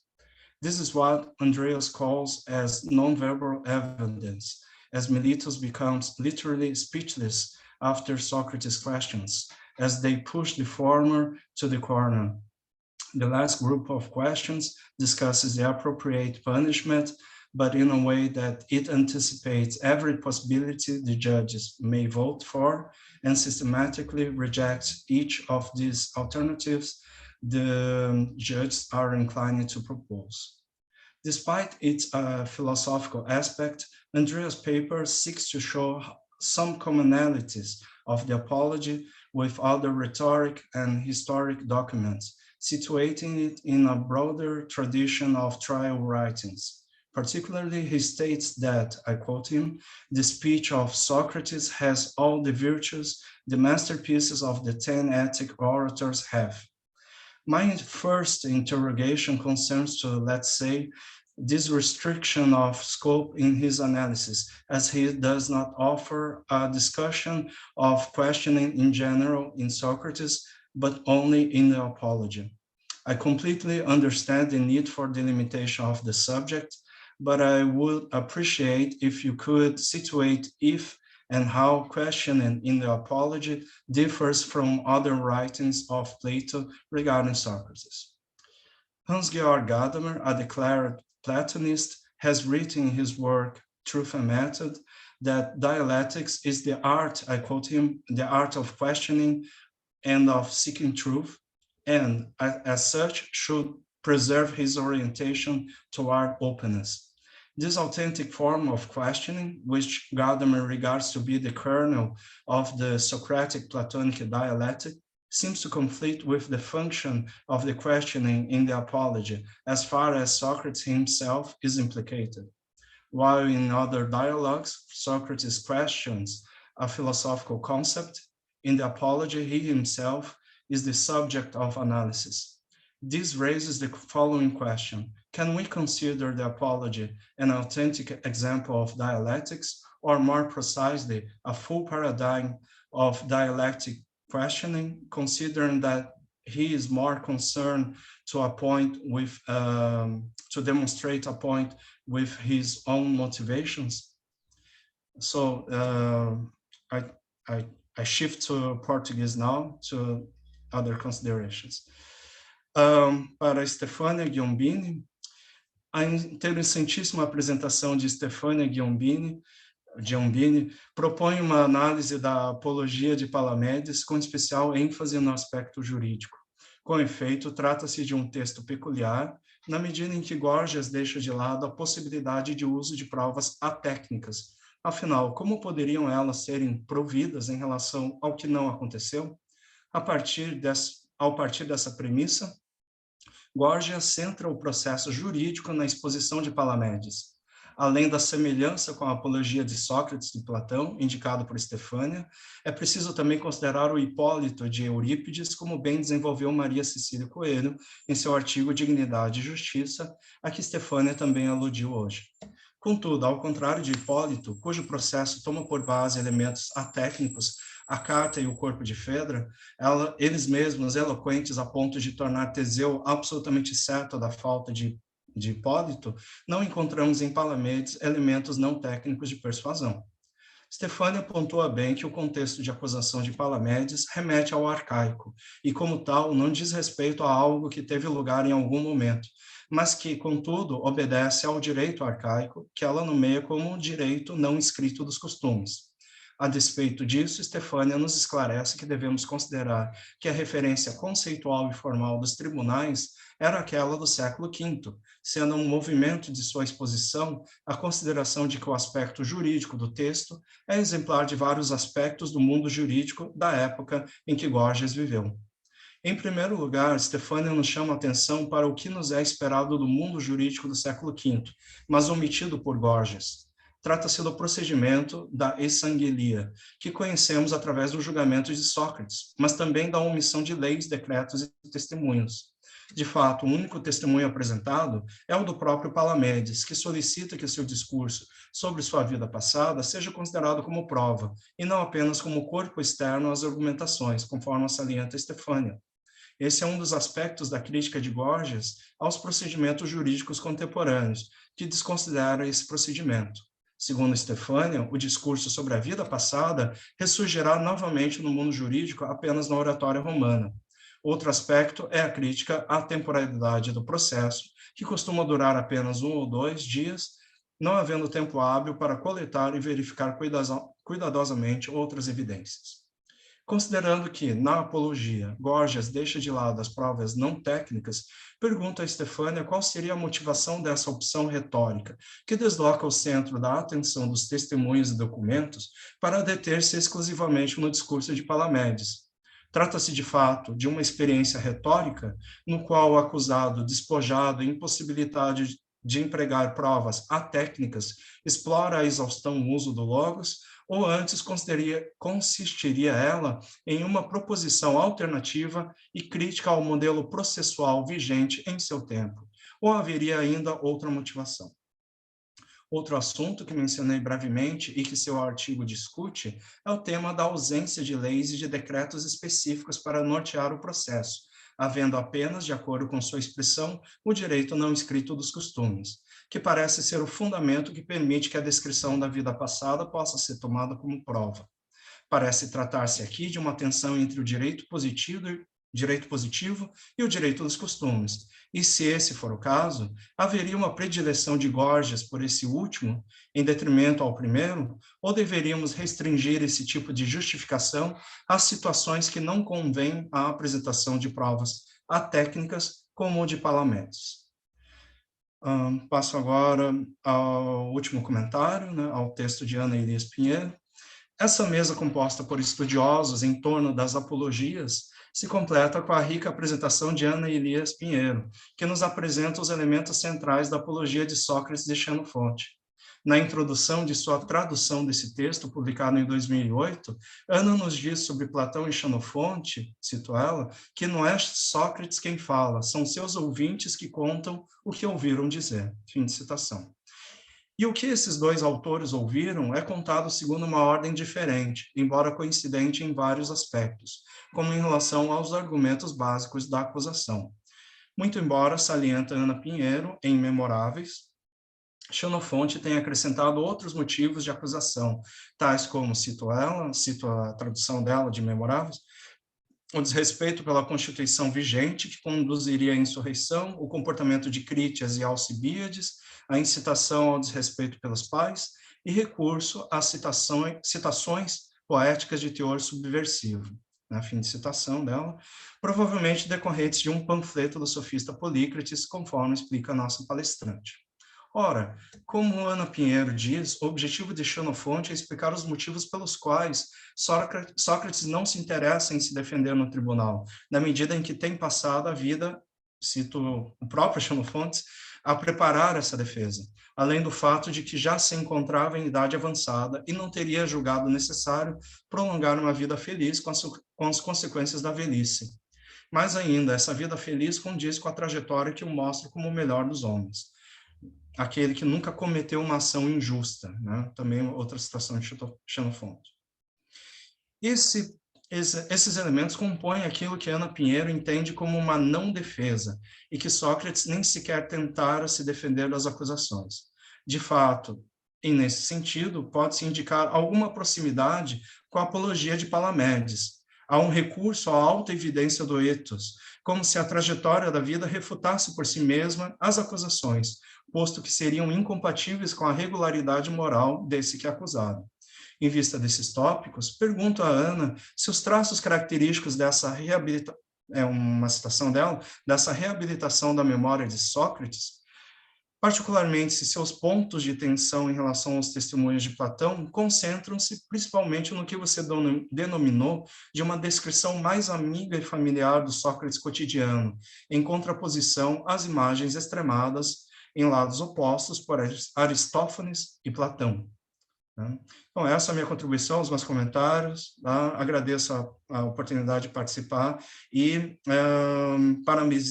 parabenizo novamente, né, os palestrantes. Muito obrigada, Roberto, por esses comentários, né, que mostram também uma leitura cuidadosa e uma atenção, né, às apresentações, já que tivemos alguns textos enviados antes, mas outros não. Então, agradeço muito pela cuidadosa exposição. Então, eu passo primeiro para os palestrantes responderem ou comentarem, e depois eu abro, já tem várias perguntas aqui dos palestrantes também, e mãozinhas levantadas. Então, Andreas, I will give you the floor to answer the questions that Roberto put. Please. Hi, can you see me? Can you hear me now? Okay. I would like to thank Roberto for his succinct summary of my paper. I listened to his objection about the scale of my research inquiry about questions in Plato's Apology. I think it was a point about scale, Roberto, in a sense that I did not examine other works of Plato that referred to Socrates in terms of the use of rhetoric and the use of questions in particular, right? To that, I am thinking that I will say we cannot draw conclusions about how questions and how rhetoric is used in other non-rhetorical works. So it is one thing to say that I'm taking this passage, which is a speech, which is a defense attributed to Socrates by Plato, and examining the use of questions, comparing that speech with other speeches of Attic oratory. And this is what I tried a little bit to do, but I do agree that this is important and seminal to be done in a more straightforward and clear way. And it is a completely different thing to compare rhetorical and philosophical speeches or works. Here, there is an important research theory, new institutionalist theory, which says that different plays and different etiquette create differences in the rhetoric that's applied. So I'm thinking whether or not it is useful for us to make comparisons between the speech, the defense speech, and non-rhetorical works and treatises. I don't know about that. I would like to listen to the ideas that the other participants in the symposium may have. But that was the reason I did not examine other works, because we cannot compare rhetorical and non-rhetorical works. There is another question, I think. I saw another question in the chat. It was by Priscilla, I think. A question about the rhetorical topoi, and if the text, if the Apology is the text where Plato seems to amplify certain topoi, Priscilla asks. Yes, that is a passage where certain topoi that are used in other speeches of Attic oratory are amplified. I found out many interesting ways of amplifying topoi. For example, we refer to the imaginary interlocutor and prosopopoia topos, which is used in the Platonic text. There are many ways of amplifying topoi. Let me mention, for example, emotions. Professor Constant may have something useful to say about emotions, because he is the mastermind in theorizing about emotions in antiquity. Topoi can also be amplified by means of the context. I mean, I found out 2 or 3 or 4 instances where questions are placed in the first part of the text, in the start of the passage, 24d, 28b to d. So this is another way of amplifying emotions, and particularly the impact topoi may have upon the audience. Amplification of emotions is also carried out by means of language. I was investigating recently the use of subjunctives in Attic forensic and symbioludic speeches, and I found out that subjunctives are as forcible and aggressive as imperatives are, despite what modern theorists about language may say that subjunctives are less aggressive or less authoritative. I found out that it is a completely different thing in Attic oratory, especially forensic oratory. So there are several ways of amplifying emotions, and I believe, Priscilla, that Plato knows the exact way of doing so. Thank you, Andreas. There is another question from Daniela Brinacci to you in the chat. If you can read, while you read it for the next round, I will give the floor to Stefania and then to Anya. To Ana. Sorry, Stefania, please. Sí, gracias, Cecilia. Y gracias a Roberto por las preguntas que me dan la posibilidad de aclarar algunos puntos. Él se pide por qué solo el discurso de Palamedes, por qué solo un discurso técnico, ¿no?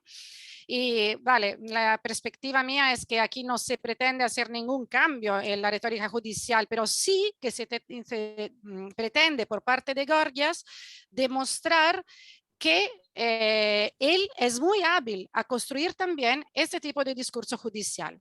Y esta oportunidad de demostrar, es el aspecto epidíctico que voy repitiendo hace años, ¿no? Y esta posibilidad de demostrar cuánto es hábil, la tiene exclusivamente solo si va eliminando todos los otros aspectos. Por eso faltan decretos, faltan leyes, no le importa. Además, no solo no le importa, sino podría crear un problema en la musicalidad, en el ritmo lógico de la argumentación, quitaría un aspecto estético fundamental.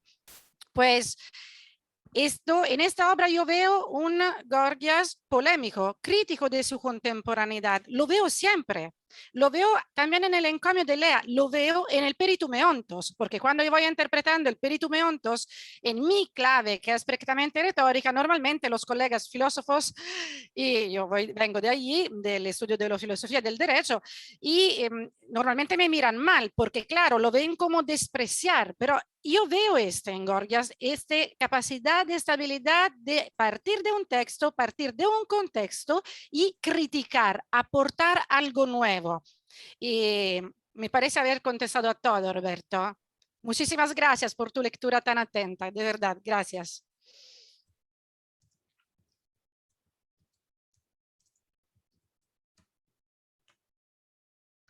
Obrigada, Stefania, desculpe. Stefania, há também uma questão da Daniela Brinatti para você no chat, se você puder conferir, que é uma questão que eu, inclusive, iria fazer algo semelhante, o aspecto filosófico e a própria conexão da defesa de Palamedes com o Tratado do Não Ser, né?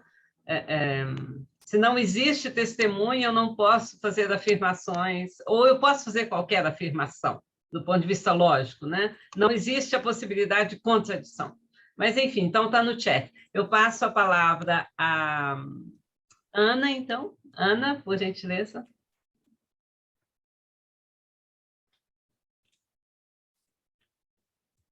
Microfone, Ana.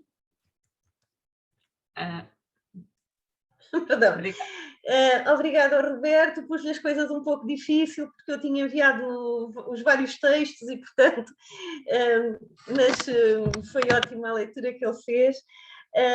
Penso que há duas questões, né? A questão da apologia de Palamedes, que adorei ouvir a Stefania falar, e a questão da forma como o Xenofonte relata a sua defesa. Relativamente à questão de Palamedes, é assim, há uma clara presença da apologia, pelo menos parece-me a mim clara, da apologia de Palamedes, quer na apologia de Platão, quer na apologia de Xenofonte. Ou seja, Platão conhecia, Xenofonte também, Sócrates também, porque o facto de Sócrates se referir nos mesmos termos a Palamedes e ao julgamento de Palamedes nas duas apologias, digamos que será aqueles momentos em que, como eu falava, há pontos de contacto entre os vários textos que nos permitem reconstruir um Sócrates histórico. Quando falam todos, quando ele fala da mesma coisa, da mesma forma nos vários textos, seria ele a falar, independentemente da forma como os discípulos o transmitem. Efetivamente, sim, Sócrates acaba por se comparar a Palamedes, dizer que, no fundo, aquele acabou por ser vítima do mesmo tipo de processo, e consola-o relativamente a isso, que é sobre Palamedes e não sobre Ulisses que se têm construído os textos mais interessantes, e, portanto, espera ele também, certamente, que depois da sua morte tal venha a acontecer com ele. Portanto, sim, há efetivamente, isso pode ter influenciado a forma como ele apresenta a sua não defesa, a necessidade de não se defender, porque toda a sua vida é a mostra daquilo que foi que é o comportamento contrário àquilo que o acusam. Na questão de Xenofonte, efetivamente, ter uma forma diferente de apresentar, no fundo, às vezes as mesmas características, mas com um tipo de estrutura de texto diferente. Xenofonte é historiador e, portanto, obviamente que enquanto Platão pega num episódio, nos seus diálogos normalmente, num episódio, e estende a discussão desse episódio a toda a sua dimensão filosófica, certamente ela lhe interessaria, não só como transmissão do pensamento do mestre, mas também em função daquilo que ele pretendia com as suas obras, não? Porque são trabalhos de teor académico. Xenofonte é historiador, e é um historiador que inaugura aquilo que vai ser um tipo de apresentação historiográfica, a partir daí com alguma tradição. Xenofonte o que faz é apresentar pequenos episódios, pequenos quadros, que vão mostrando momentos da vida de Sócrates em que ele efetivamente tem determinado tipo de comportamento que refuta as teses que são apresentadas na acusação. Curiosamente, esse tipo de estrutura, que se chama CREIA, CRIA, traduzido normalmente nas nossas obras de literatura, vai ser um tipo de estrutura que nós vamos encontrar depois, por exemplo, nos Evangelhos, sejam os apócrifos, sejam os canónicos. No fundo, o que os evangelistas vão fazer relativamente a Cristo é muito parecido àquilo que Xenofonte fez com Sócrates, que é apresentar pequenos quadros que refutam as acusações que eram feitas e que mostram o lado bom da sua personagem. Portanto, digamos que a forma diferente de apresentar relativamente a Platão, obviamente tem muito a ver não só com a intencionalidade, porque eu acho que, em rigor, a intencionalidade dos dois era manifestamente a mesma, mas com a forma como cada um deles trabalhou os materiais que possuía e aquilo que queria transmitir ao seu público. Uma outra coisa, por exemplo, que é muito visível, que às vezes nos dificulta algum deste conhecimento socrático também, nós gostaríamos de saber outras coisas, que às vezes, se calhar, eu fiz a comparação com os Evangelhos, não é inocente, também nos apeteceria conhecer outras coisas, é que tanto Platão e principalmente Xenofonte escreviam precisamente para o público que também tinha conhecido Sócrates. No fundo, o que Xenofonte quer fazer é lembrar aqueles episódios que se calhar tinham passado desapercebidos às pessoas e que mostram como Sócrates era aquele homem superior a todos os níveis, no seu dia-a-dia, não era apenas nas discussões filosóficas. Ora, o resto dos pormenores não eram precisos, porque precisamente as pessoas conheciam-nas. Pronto, não sei se responde inteiramente à questão do Roberto, se fica alguma curiosidade também por conhecerem um pouco mais sobre a obra de Xenofonte, que é maravilhosa. Obrigada, Ana. Bom, uma questão de tempo. Nós estamos exatamente agora no que seria o término da sessão. Eu vou estender por mais 10 minutos, porque depois nós teremos, né, uma sessão às 2 horas, então, para a gente ter um intervalo. Mas eu vou estender e vou passar a duas perguntas que estão aqui esperando o André e o Israel. Eu vou pedir ao André e ao Israel para fazerem as perguntas, uma seguida da outra, e depois os interrogados e também a Stefania e o Andreas respondem aquelas que estão no chat, junto, talvez, com essas respostas. Tudo bem? Então, eu passo a palavra ao André, em seguida ao Israel. Peço uma certa brevidade também de todos para podermos, né, atender a todos. E vou aproveitar e fazer uma propaganda aqui no chat, tá? Só um convite também. I have a question for Professor Andreas about the use of irony in the Apology. Initially, I would like to thank for the comics, the existentialist comics. I think that's a great habit that should be adopted in the Brazilian universities. Unfortunately, it's not very frequent, so thank you for that.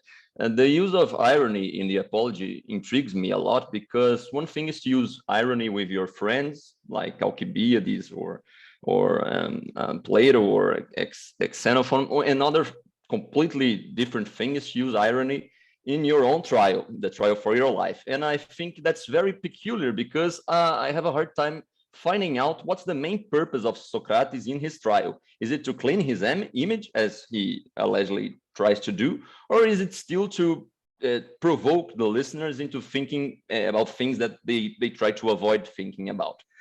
Because when he uses irony, for example, while proposing another penalty in the end of the trial, I imagine he didn't believe this irony would help him avoid death. I've never checked this fact, but apparently more people voted him to die than voted to condemn him. That's almost outrageous. It's completely nuts, because it's almost as he admitted that he didn't want to escape death. And that's very, very, very intriguing. Was his main purpose by using irony in his speech to actually help him out in the practical way of not dying and not being condemned? Or he wanted still to provoke people into thinking about other concepts, about other things. Thank you, Professor. Well, thank you very much indeed for this very, very clever and astute question. And just a moment, please. Sorry. Yeah. I will give the word to the other Israel also to make the question, and then we open. Okay. Sorry, Israel. Well, at first, thank you so much for the presentation and the cartoons, the Super Trump and Socrates being ironic at the second slide. I want to ask you, Professor Andreas, about your perspective of the conflict of ethos and arete, possible repeating on humanity's story, because I have an impression that if we turn our eyes for tragical historical issues at antiquity, we have the same case on different contexts.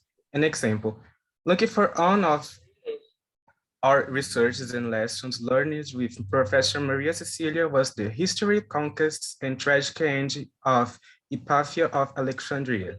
And when we look for her, the contest at the end of the Apologia, I guess we have a humor or conflict of two sides of society.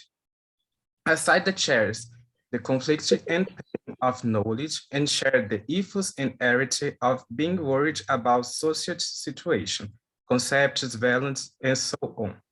And aside the shares of what we call ignorance, but is a complex situation because we have other society contexts on contemporary. And now we talk about social situations, big data, and our information access, education system problems, segregation of knowledge and power, especially on poor and subdeveloped countries. So what's your opinion about this? Do you share this perspective of the history being repeated? Have we a lot of things to learn about the past? What can Socrates teach us of this context? Thank you. Gracias por la rica presentación. Me gustaría saber su opinión, Stefania, sobre la cuestión estructural de julgamento griego. ¿Existe la posibilidad de que Sócrates pueda ser absuelto por su perspectiva o hay una falla en relación con un posible extremismo por parte del comportamiento social, como se presentó en la parte de cómo se veía y era sancionado el delito de traición en la sociedad griega?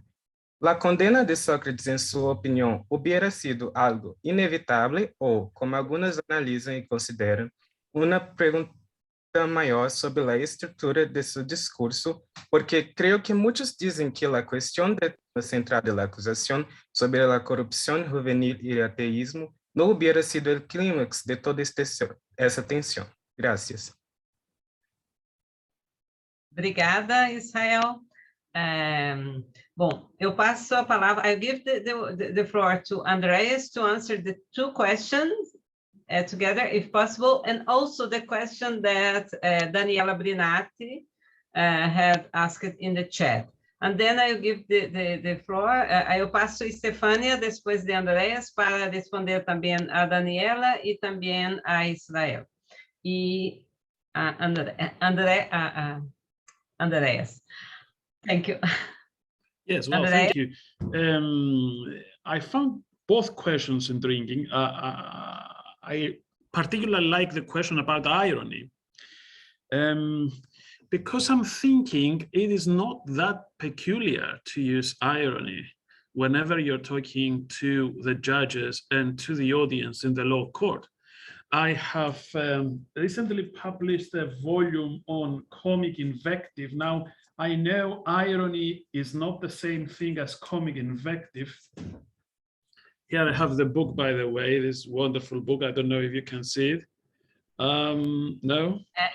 No, you cannot see because of the rear projection. It is because of the background, yes. It was published by De Gruyter a couple of months ago. It is not, irony is not the same thing as comic invective or invective in general, but it has some similarities with comic invective, both in terms of practice and in terms of theory. I think we can find evident and clear traces of irony in the speeches of the 10 Attic orators, especially Demosthenes and Aeschines. And there is also criticism that comes from Demosthenes and Aeschines against the judges, which may have a similar effect as the irony used in the speech by Socrates, right?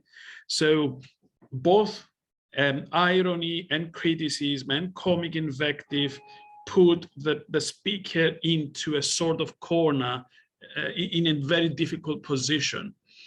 I do not have an answer why criticism is used by speakers against the judges of a case, that they are ignorant of the past, that they do not respect the laws. There are many such lines of criticism in the speeches of Demosthenes.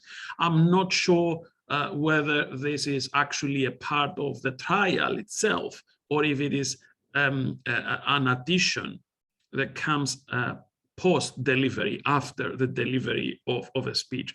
That's the book. Thank you very much indeed.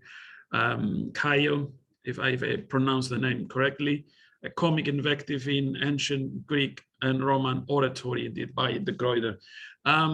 So it's the same thing. It is puzzling for me, Andrea, as well. I'm not sure why criticism is used by Demosthenes and Aeschines. I'm not sure why irony is used by Socrates in this case. I am clear about why irony is used against Socrates' adversaries. Irony as comic invective are two powerful weapons in the speaker's arsenal to attack opponents. But I'm not sure why irony is used in regard to the audience. This is something that we need to think. But as far as I am concerned, Demosthenes and Aeschines did not lose the cases in the law court because of irony. So I'm not sure that Socrates lost the case because of that irony. Irony may cement preconceived attitudes that the judges may have about Socrates, but I'm not quite sure, and we do not have sources to gauge the effect of irony on the audience. As in the case of Demosthenes and Aeschines, I think that it was the general social context that actually determined the judgment, the final judgment, the final end of the trial.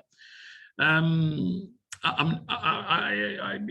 aware I'm not answering the question directly, but I do not have a direct answer.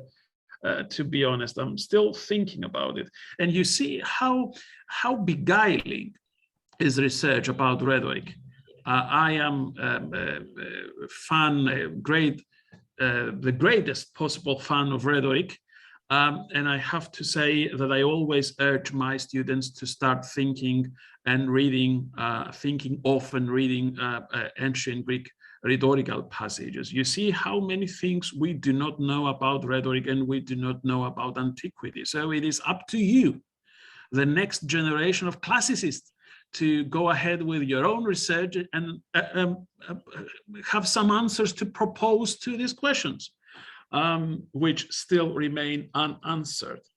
And this is a rhetorical technique, how not to answer a question by answering the question.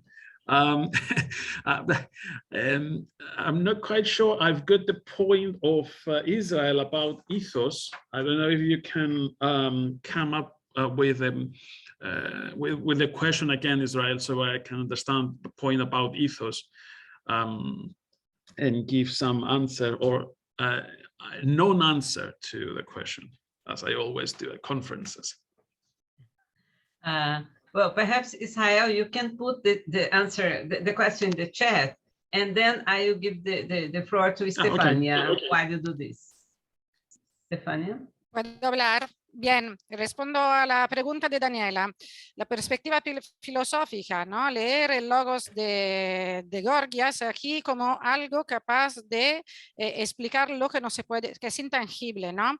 Sí, es interesante, es una lectura filosófica que creo que casi todo el mundo seguiría. Yo la veo también, aunque para mí en Gorgias la dimensión filosófica siempre es el segundo nivel de lectura, porque es, no digo incidental, porque era un hombre absolutamente culto y preparado, pero secundaria respecto al aspecto retórico. Te señalo por competencia bibliográfica que ha salido un artículo de Herminia de Julio este mes en un dossier que hemos editado yo y Máximo Púlpito para Arcai y que se mueve efectivamente sobre este punto. Así que, Daniela, puede ser que te encontrarás de acuerdo con Herminia de Julio. Por lo que me pertenece, la veo esta lectura, pero no la veo tan fuerte para estructurar una filosofía en Gorgias. Voy a la pregunta de Israel. Si Sócrates podía salir del proceso y podía evitar la pena. Sí, podía haberlo hecho. Aquí sigo la lectura de Rossetti, que creo que es muy relevante entre el ambiente de los platonistas, porque hay una literatura sobre esto de cierta relevancia, que evidentemente a que te dará placer referirte, evidentemente. Y sí, ¿por qué? Porque es evidente que en el segundo discurso, cuando Sócrates, la primera votación no era mal para él, ¿no? ¿Por qué en el segundo va atacando? Aquí el problema es de personalidad.